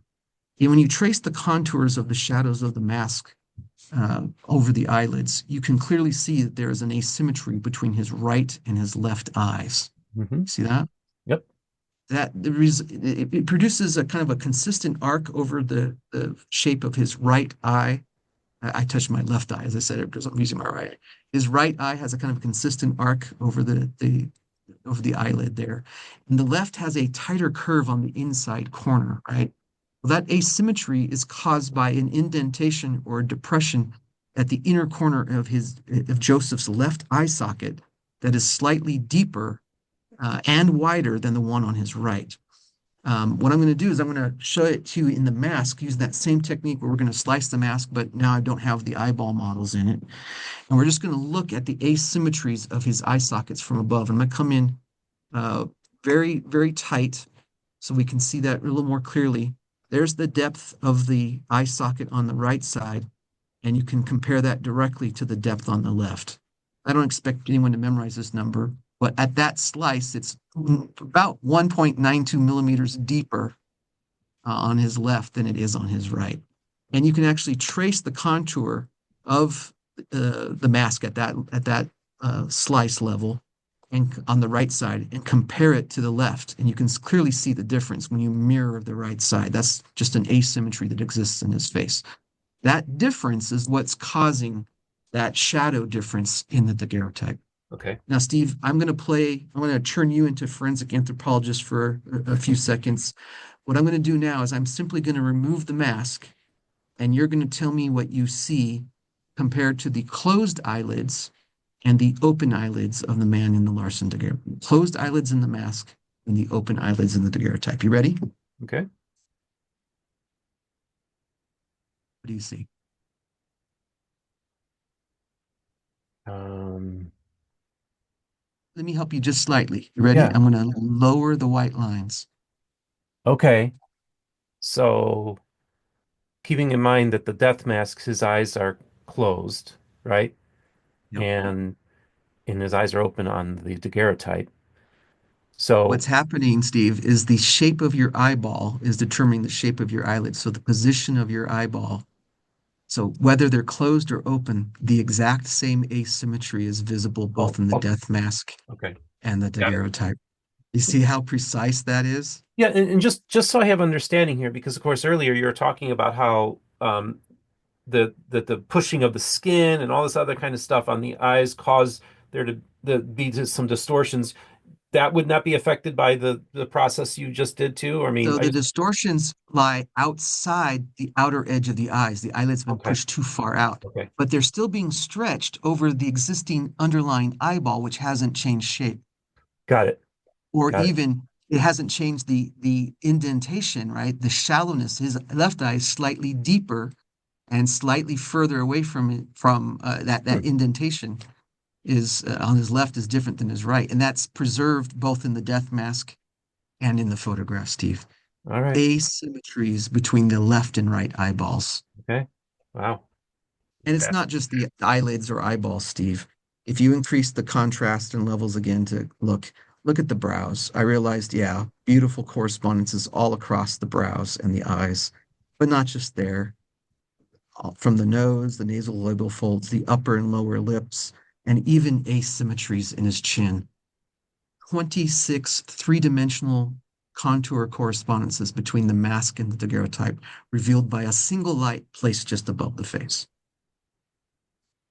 I was okay. stunned when I found all this. In fact, what you can do is you can combine all of the different angles of light and measure the contours. This is not a single image. This is stacked images when it's lit in different angles and trace the shadows using, again, this is not a hand tracing. These are Photoshop's tracings of these shapes. And you can compare them to the face and turn them white so you can see them. In total, using 4 or 5, I think it's 5 or 6 different lights, I can show that there are 44 three-dimensional correspondences between the death mask of the prophet and the photograph. I'll zoom in just a little bit. And I really love looking at it posterized because it helps to see how beautifully the features of the face are framed the Hmm. brows, the eyes, the nose, the philtrum, the lips, even the chin. Now, Steve, let me show you one last line of evidence. This is the most recent that I discovered. And I thought instead of stacking images and lighting them, by 4 or 5 lights, I should note that if I could produce 44 contour correspondences with 44 different angles of light, then you would say, no, I don't think so. But here we have just a handful of lights replicating approximately the lighting situation of the face and the daguerreotype, and you're arriving at numerous correspondences. So, a slightly different methodology. Instead of lighting the mask with just 1 or 2 lights at a time, here I've lit the mask strongly from above left and from his left and even from the right. And instead of clicking once in a deep shadow and showing one shadow contour, what I'm going to do is I've actually picked a single pixel in the shadow of the nose at random, just a dark shadow in the nose. And Okay. it's actually that pixel right there. I had to zoom in twice to show you where it is. And I'm going to click that pixel repeatedly in Photoshop using Photoshop's Wand Select tool, but with setting the tolerance setting at different numbers. So here's the contours resulting on the three-dimensional surface of the mask at the deepest, darkest shadows of the face when I have the tolerance set to number to 4. Now let me explain what that means for those of you who don't use Photoshop and don't know it. If I were to set the tolerance at 0, which is the lowest setting, 0 is the lowest, 255 is the highest. It makes 256 gradations of shadow and light that you can select using this tool in Photoshop. If I were to set it at 0 and click that pixel, only pixels with that exact either color or level of luminosity would be selected. Since we're in a black and white image, it's levels of gradations of gray. If I, with number set to 4, tolerance number level set to 4, it's selecting pixels plus or minus 4 levels of brightness or darker on either side of that one single pixel. So that makes sense, Steve? Okay, I think I'm tracking here. Okay. Okay. So I'm saying pick that pixel and then go plus or minus 4 levels of light. And Okay. then I click that same exact pixel again, but with the tolerance set higher.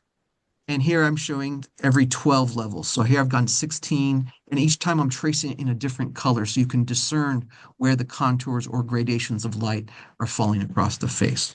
And you repeat that process until basically you have the entire mask covered up to level 100. I've now shown essentially the three-dimensional shape of the face when it's lit in this manner. So just to be clear, Steve, if I were to move the lights around, these lines would move. Every one of these lines is a contour on the surface of the mask.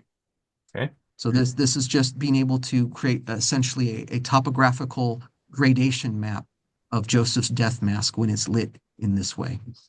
Now, in this image, you're seeing it lit, of course, similarly to the face in the daguerreotype. Now, I'm going to simply hide the mask and you tell me what you see.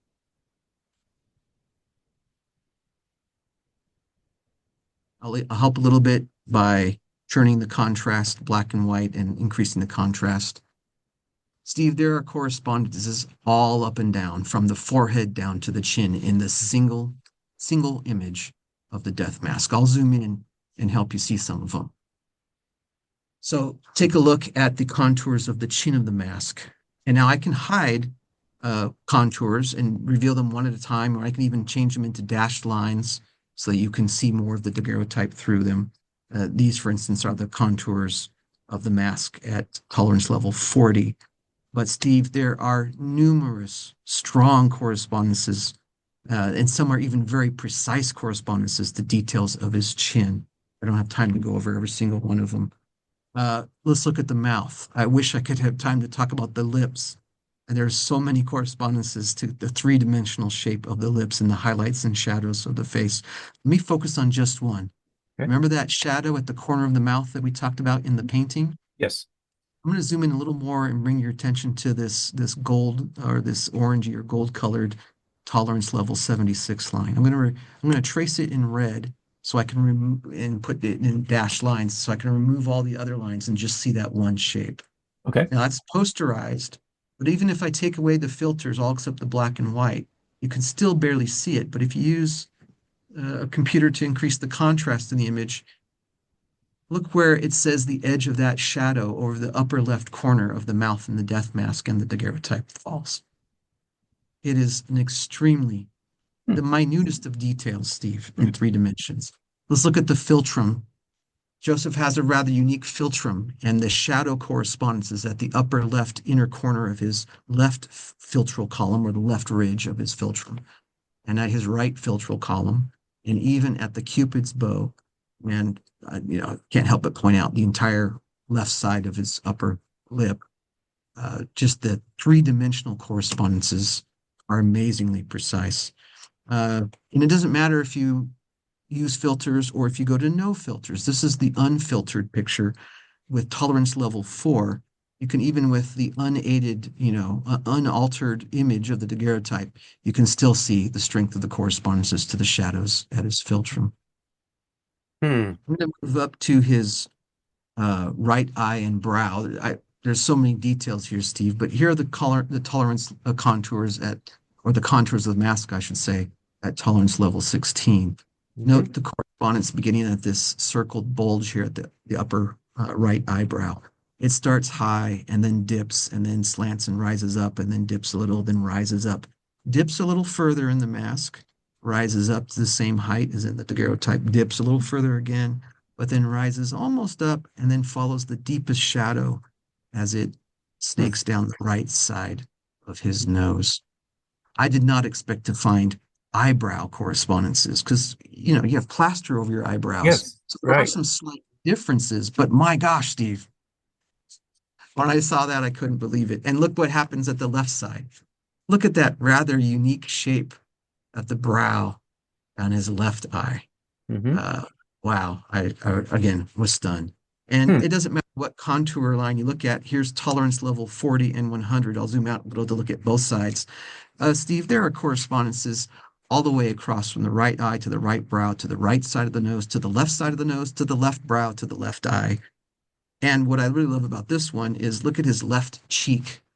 Look at that kind of consistent arc of the cheek, the highlight on the cheek, both in the death mask and in the daguerreotype.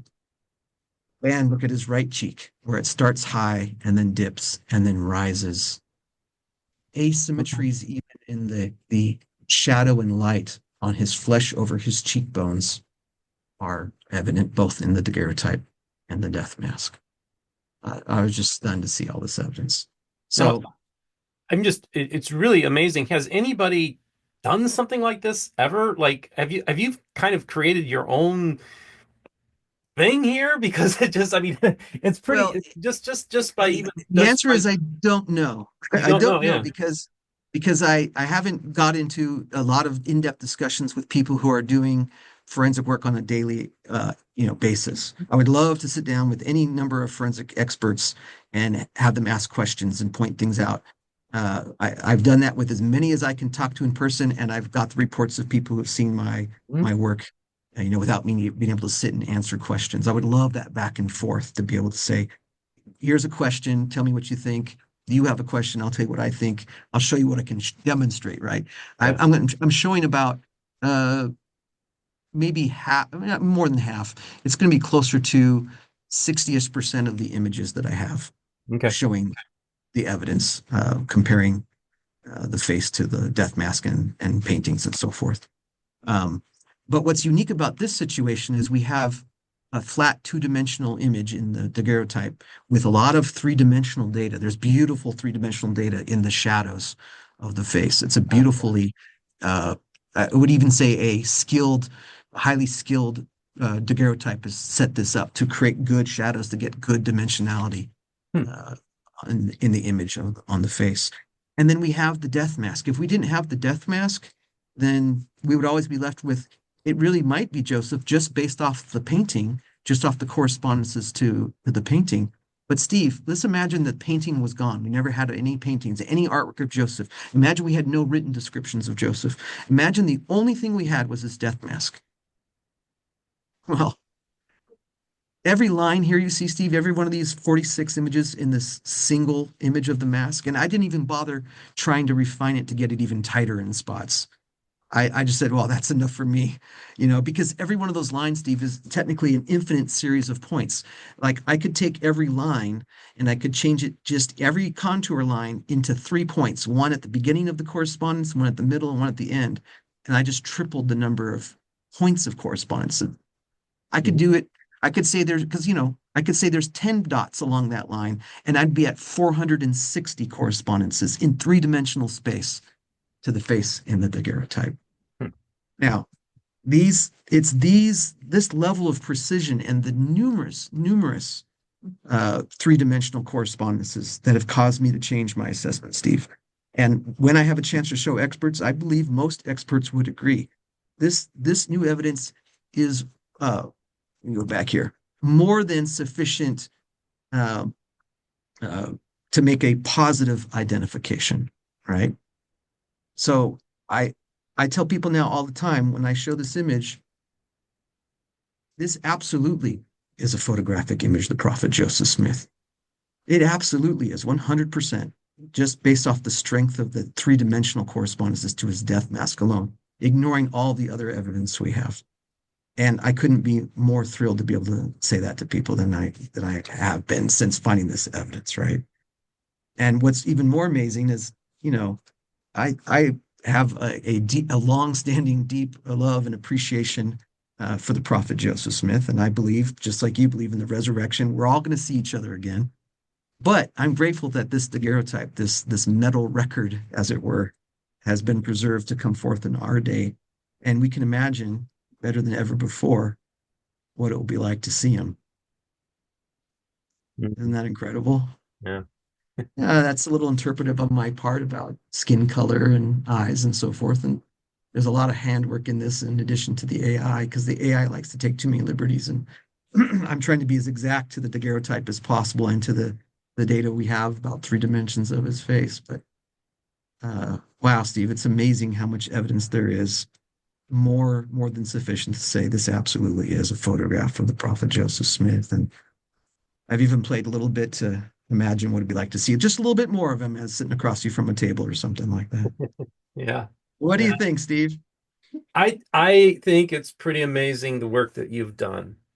And just so people understand, that hair color, you're basing it on the actual hair samples that we have of Joseph. So we there's all this different information we can take, and then really this is as probably as accurate as a rendition of we could come up with of the prophet Joseph Smith. What I'd And like to see done is I'd like to see 3D experts take all of the sources of data, the artwork, the death mask, the written descriptions, the hair, the samples of his hair that we have, and now his photograph, and do a photorealistic 3D reconstruction that can be lit, that can be, made to give a slight smile, or even I've even been approached by people who want to make him talk. They want to see his face animated and see what he looks like, other than in a flat image. This is pretty close to photorealistic, but it's still not quite there. But it's way, way better than the AI version I had 2 years ago. okay, wow, amazing. Was there any more slides you wanted to share with us, Curtis? Or The only last one is, if people want to have a yeah, little Google form that they can use this QR code to open in on their smartphone, and they can give me their email address, and I'll just send periodic updates. I don't have anything to sell to anybody. okay, Like when this video is posted, I already have a number of people who want me to give them updates. I'll send them the link to this video, for instance, or if I ever do publish an article or even a book someday, then I'll announce that to people who are interested. But you know, I, this story isn't mine, even though I've been so heavily involved in doing all this work. I wanted to share this with everyone who cares about the prophet Joseph Smith or his family, people who are even just interested in photographic history. This is just an amazing find. 178 years after his death, his photograph comes out publicly. yeah. Just incredible. Just incredible. And it's been quite a journey. Why don't you exit out of the screen share? And let's just have a little post-mortem here because it's really a lot of so, folks, I have not had the opportunity to view this information until you've seen it yourself as an audience member. So I have a lot to process now. And but I wanted to because on July 22nd, 2023 is when I released the very first interview regarding this with John Hamer as my special co-host, and uh, Lachlan Mackay. And so this story about the Joseph Smith photograph has kind of been, I've been one of the leading channels for this whole thing, and I've had multiple guests come on, or yeah, not so much multiple guests, but a few people come on to talk about it. But also a lot of, I had no idea there's this whole world, this subculture of people who had their own photographs that they thought were his, or their views on the skulls, and that all this. I'm hearing all these interesting things from different people, and what's so fascinating is that throughout the years now, I've had people say, "I no, that's not. That's Hiram. That's this or that or whatever. Or I've got a Joseph Smith photo," and I've actually said, "Listen, if you want to come on my program to discuss these things, you're welcome to." And I sometimes hear back from them, but then it's kind of like a dead end where I don't hear back from them. And I'm like, listen, if you want to come on, you've got to be the person, like, you got to be aggressive. You can't expect me to chase after you. You got to come. And I'm more than happy to have people come on and push back on what on Curtis's work. I think Curtis would actually invite that because he would like the Absolutely. opportunity to have people to be, give their perspectives on it. And I'd love to hear from forensic anthropologists and people who are do forensics and stuff like that. And your because your work is you've kind of created your own like processes here that I think are kind of revolutionary even, and I think could even be helpful to people in the forensics area, trying to do these kind of things. And the fact that you have some of the top people in those fields basically 2 years ago endorsing your work, basically saying this is pretty rock solid. I did want to ask you just so I want to because I imagine other people are probably wanted to ask this question too is why does that one person who wrote the negative paper about you why did they threaten to sue you? Why don't they want that paper out there? Uh, you know, I don't know exactly Uh-huh. uh, the exchanges I've had with this, because again, when I read the review, I was able to tell pretty quickly who it was. Yeah. Uh, and I won't go into that story, but if you're following, given my history and background and my interest in this topic, I could tell very quickly who it was. And Mhm. so I I mistakenly heard, I was told by the person who facilitated these reviews that they were willing to be contacted. So I sent an email to this person, and the person never confirmed who it was because it was anonymous peer review, and they didn't want to break that confidence. But in a communication that I heard, it wasn't written; it was something spoken over a phone. This person told me, or I heard that they were willing to be contacted to discuss the review. Uh, and I really very, very much wanted to discuss the review with them. And so I reached out, and the response I got back was surprising. And that's where, you know, threats. And I was like, okay, look, I'm not trying to step on anyone's toes. I'm not trying to make people feel bad. I'm not trying to, I'm not trying to get sued or to sue anybody about anything. I just wanted to have an exchange of the actual conversation about data, about the actual evidence, and this person was unwilling to do it with me. And I asked repeatedly for permission to share it publicly because I've done an entire analysis of their claims and their work, and it can show how wrong and how poor it really is. And they don't want that to be shown to the world. So be it as it may, the world may never see it. I'll show it to you privately, Steve. I'll show it to people who contact me privately, but I'm not going to show it publicly to the world unless this person either passes away someday or gives me permission to do so. Okay. And then what about there are a lot less critics of this of the Larson de Guerra type now than there were 3 years ago, almost going on 3 years now. Um, let's say 2.5 years ago. Uh, is it a lot of people were very resistant, and I think partly too is that people were presented this kind of Ken doll image of Joseph Smith um, through kind of correlated history, and they kind of gave so a lot of people's ideas. They have this idea in their head of what Joseph Smith looked like, and when they see this photo, it doesn't comport to how they saw him in their own mind's eye.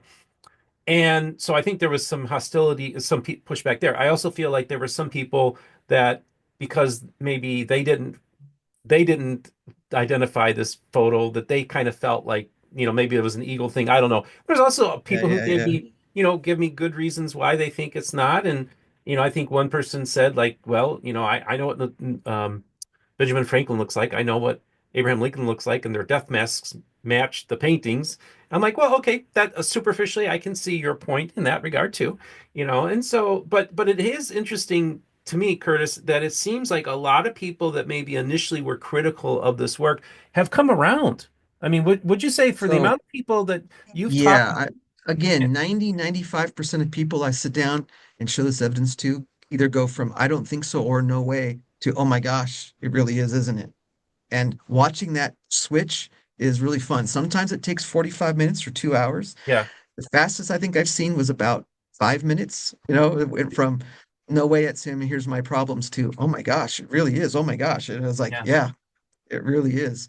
I'll tell you one fun story. I was sitting there talking with another individual, showing this evidence at a table at the recent Book of Mormon Evidences Expo. That was the first time I started showing this evidence. And I was sitting here talking to this individual, and a man walked by and he stopped and saw the death masks I had on the table, and he saw an image I had up, and he says, "What's going on here? Like, what are you guys talking about?" And turned out he sat down with us, and he when I told him what we were talking about and what this research was about, I pulled up the picture of which wasn't on the screen. I pulled up the daguerreotype picture. And the first thing he says, let me just stop you right there. He says, I'm a sculptor. I was like, oh, great. I couldn't wait. He says, I'm a sculptor. And he says, I've actually sculpted Joseph 5 times. Okay. And let me tell you what my problems are with this image. And he started going off. And the first thing he said were the eyes. He says the eyes are too small. Given the artwork and the death mask, the eyes are too small. And blah, blah, blah. So, and I had a wonderful conversation with this man. And as we went along, I went from, yeah, here's my problems to, well, let me compare it to the eyes of the painting so I can show you that the shapes are actually from the locket. I only got to the two image sets of images of just comparing the shapes of eyes on the painting and the daguerreotype. And he said, let me stop you right there. And I thought, oh, here it comes. He's not open to it. Next sentence was very fun to hear. He says, "This is very compelling." He hadn't even seen all he saw was just the shape of eyes. He was like, "Okay, this is very compelling." I said, "Well, wait, there's more." And I kept going. And then we got to the end of the evidence about the painting, and he was like, "Wow." He's like, "Now, of course, this doesn't prove because and by that time, three other people had joined us, and one of them was also an artist. And they both agreed, and I agree with them. It's possible to take a daguerreotype or a picture of someone who's not an individual but looks close, and you can make a painting out of it. And so we said we can't rule out that possibility. And I said, but wait, let me show you what's next. And Steve, when I got to the three-dimensional first overlay with the shadows on the right side of the face, Hmm. and I said, just tell me what you see. I said, you're both artists, you understand photography. They knew exactly what it was. They says, yep, we get it. I hid the mask. I didn't even say a word. I didn't put any labels. Just the contour of that shadow of the mask over the daguerreotype. And the artist stood up. He says, "That's it. It's over. It's him, isn't it? It's him." I said, "Yeah." And I said, "But wait, there's more." And then I went through the whole thing down to asymmetries of the eyes, both ridges of the nose, filter. And he was like, well, he was just 45 minutes from I've sculpted Joseph. I know that's not him too. Oh my gosh, it's him. I was Okay. like, and he saw it instantly because he's been doing the three-dimensional sculpting of his face using the mask. And once you light the mask in a way similar to the face and show those contour shadows, he saw it. He knew the strength of it instantly. Those shadows are absolutely. I mean, I did talk to one person, Steve, who claimed to me that these correspondences mean nothing. Okay. So I wish I had thought of this in the moment. I thought of saying, just to be clear, what you're saying is, and the reason they said it was nothing is the death mask is not his face. It's a distortion of his face. And they weren't claiming that the bones were fractured. They just said you can't rely, there's no forensic evidence that you can use the mask with. And I thought, so I wish I had thought to say, so what you're saying is in death, Joseph Smith's face was distorted in such a way that it perfectly matches this picture. And that this picture also happens to have been used to create a portrait of him, but it's not him.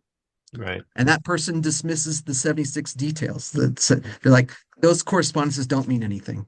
Interesting. I'm like, yeah, it's just not a sound, logical, or forensically sound conclusion to draw. So I also wanted to ask you, what is just to kind of like steel man here a little bit, what would you say is the best critique or criticism of your work that you say, okay, that's a good point. I haven't, like, I know you've spent years on this, you've been studying it. Is there any kind of criticisms that somebody has or others have made of your work that you think, okay, I think there's some validity to that point? Are there I any have left? not found one that I have not now been able to address using the 3D model. Because I left our last thing that there are things I can't say for 100%. Mhm.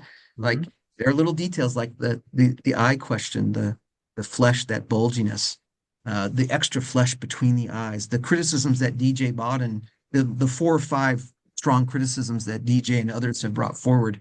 I completely believe that they had to be something taken seriously and studied. But now Mhm. that I've been able to find evidence to address all of them, I have not yet heard a single criticism other than people saying it's not him because I saw him in a dream or a vision and Right. that's not what he looked like. It's like, Yes. okay. Yeah. Well, I mean, what?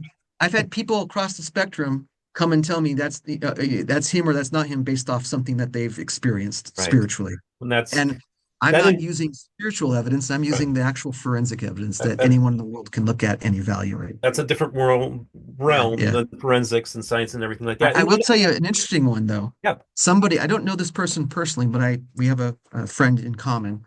Uh, our common friend showed him the picture of the daguerreotype. Not my picture, just straight probably off of the Deseret News or something. And only said, did you see this? And the person stopped and said, that's a picture of Joseph Smith. And guy said, what do you mean? You already know about it? He says, no, but I've seen him in not a vision or a dream, but a visitation. Okay. And that's Joseph Smith. And there was Wow. no evidence, no discussion of the claim. It was just, did you hear about this? So I can't use that as evidence. I Right. can't say so I've heard people who claim to have seen him in one way or the other say it's him, or they can't tell, or it's not him. The Hmm. evidence, the evidence says 100% it's him. So speaking of DJ Baldwin, is he on board now or is he still where's he at? I love DJ to death, and I'll keep sharing evidence with him. And DJ has decided what he needs to do is he needs to change the shape of Joseph's eyes in his artwork. Okay. Not to match the Larson, but because he wants to stop using the Larson daguerreotype eyes as his definition. I think he didn't quite say it that explicitly, Mhm. but it appears that since he still does not believe that the daguerreotype is Joseph, he feels he needs to change his depiction of Joseph to not match the daguerreotype so closely. So, Okay. Oh, but I well, love DJ to death, and Steve, it doesn't matter if people accept this as right. a picture of Joseph or believe this evidence or Mhm. not. People are welcome to not even look at the evidence. I mean, not even that many people are going to get to see it. And when you see it, a lot of people say, well, I'm not an expert. I don't know how to evaluate it, which is why it's helpful now that 3 experts have permitted me to share their evaluation. I love the word rigorous, Mhm. forensically rigorous. You know, I really do, Steve. Maybe we'll do another video and I'll discuss more in depth some of the principles and techniques, and also look at other images and show you why Yes. they aren't Joseph. We Well, could and, do and, and a just video on that.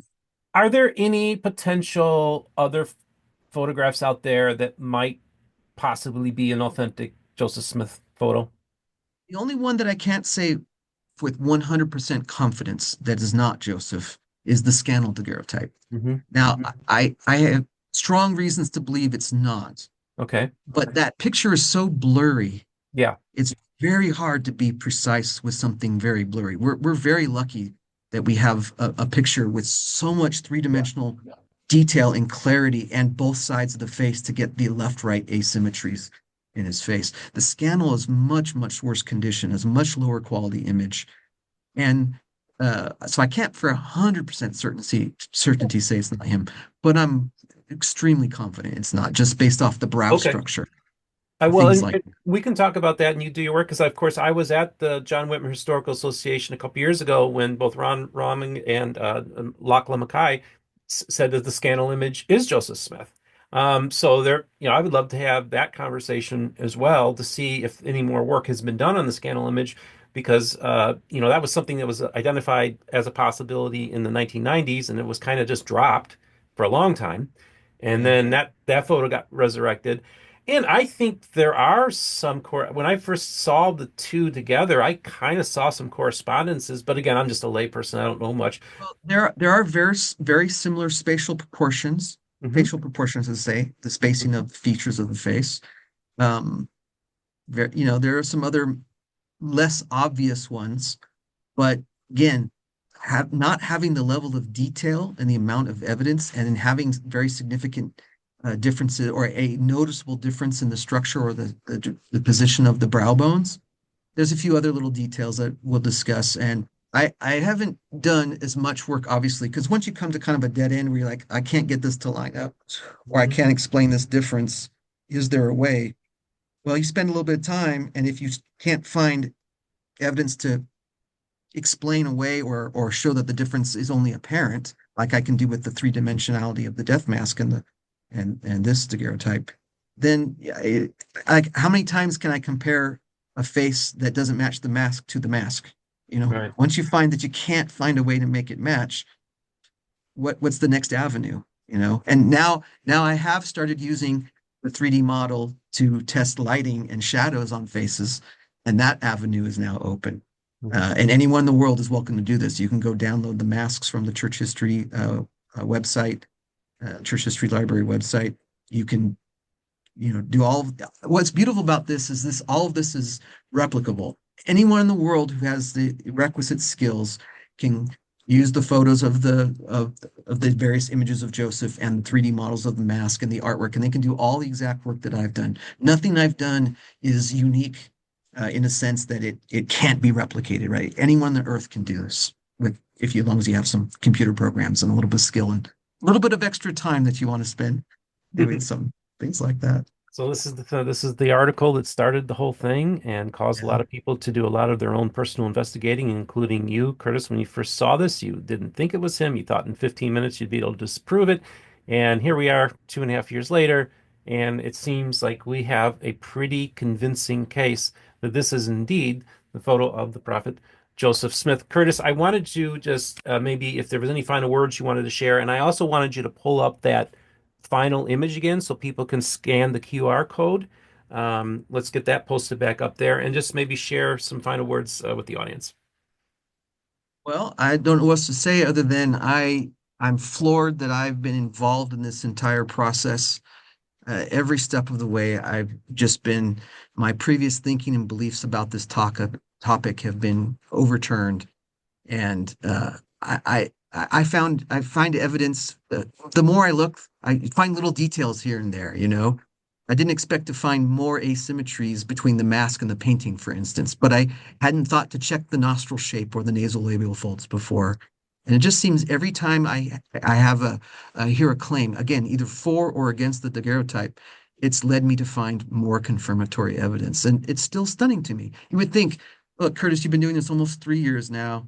Hmm. You look at it or think about it. I'll admit this almost every day of my life. Not quite. There's lots of days where I'm just too busy. Life, like in the past year or so, I haven't had as much time to spend on this as I would like. But wow, I'm still stunned when I can sit and share this with people, and I can look at it, and then I can say out loud, "We have a photograph of the prophet Joseph Smith." Hmm. That's that's incredible. That's just unbelievable. Now, some It's people are nonplussed by it. yeah. What does it matter? But I'm still stunned that I'm doing this work and I'm involved in it. It's been a blessing in my life in so many ways. Blessing to meet people like you and so many others that I've interacted with. And it doesn't matter if you believe or not believe. I have people I love dearly like DJ and others that don't believe it's him. That doesn't make me feel bad towards them. It makes me wish I could just sit longer and get inside the brain, understand what do you think of this evidence? Like why the ridges of his nose, the asymmetries in his eyeballs. I mean, it's there. And it just makes me wish I could help them see the strength of this evidence more and more. Okay, exit out of the screen share, and then we're going to wrap this up. Of course, I just want to let you know that I scanned the image and I got it up on my phone here, and so Oh, it's I'm never good going to to go. email you, Steve. I don't want you to know what's going on in my research. This is great. So this has been a wonderful conversation, folks. Again, I'm going to try to get this released later today. Curtis will be going on some other podcasts as well, but it'll probably be more like 30, 45-minute segments if you want to get deep in the weeds. And of course, one of my most viewed videos of all time was when you came on a couple of years ago and did the your initial research, making it public to this audience. And I know a lot of people in this audience really enjoy this stuff and are very interested. And that's what we like to do here at MBR is do our 30, 45-minute conversations, but then do our deep dives for the people who really, really are interested in the history of the Restoration and the story that is Joseph Smith and this remarkable discovery. It's amazing. And in many ways, it's almost a miracle that this photo made its way into the 21st century. Think of just not known for decades that photo even existed in the Smith family. It's I astonishing. should note in closing, Steve, that today is April 29th, Uh-huh. which is the 181st anniversary of Lucy and Foster walking in through the doors of the Mansion House in Nauvoo, Illinois, to meet the prophet Joseph Smith in the flesh for the first time, as far as I've been able to tell. They knew each other by name, of course. Uh-huh. Foster was the branch president of the church in New York City, and he had written letters, or he'd been mentioned in letters written to the prophet, and we have all that documented. But in Joseph's journal, Brother Foster came to visit. Remember, he moves to Nauvoo on April 27th, two months to the day before Joseph's killed in 1844. 2 days later, he's in Joseph's journal visiting it. That's today, 181 years ago. Yeah. Foster, and I believe Foster created that daguerreotype. Can't prove it. That's the strongest circumstantial evidence indicates that it would be Foster's most likely candidate. It's All right. unbelievable. Well, that's very fascinating, and this is the kind of stuff that this is why I do this, folks, is to be able to be privileged to have these conversations with these wonderful people, people like you, Curtis. And I think this channel has contributed to the scholarly community, but also to the broader restoration. And I'm really honored and privileged to be in this space and to be able to share these wonderful stories and wonderful work that you've been doing, and just the wonderful people that I've been able to engage in the restoration as well. So appreciate you, Thank Curtis. you, Steve. Thank you. This has been a privilege to get to know you and to share this with you and through you to many, many others throughout the world. Wonderful. So, folks, just, I'm going to put a link to our previous interview in the description. I'll also be on the end card here. And so if you want to check out that, if you're really interested, this is, any new developments are going to be happening with the Dan Larson daguerreotype or any other purported photos of Joseph Smith. And if there's any other people that would like to come on and share their work about maybe the push back on Curtis, or maybe they feel they have a photograph and they want to make their case, I'm just saying, as of all the people that have been doing work in this field, I don't think there's anybody that's spent as much time and effort and work on this than Curtis has, using 20th and 21st century technology and really, really cutting edge of the work that he's doing. I think he makes a very, very convincing case. There's always going to be that percent of me that maybe thinks it's maybe not him, but I'm pretty well convinced that it is. And that's just my opinion. But I'd love to hear yours. So make sure you leave them in the comments. And remember, if for those of you who'd like to financially support the channel, we do have links in the description. I do want to thank those who are financially supporting us. Couldn't do it without you. Remember, this is the most important thing. All the voices of the restoration will be heard here on Mormon Book Reviews.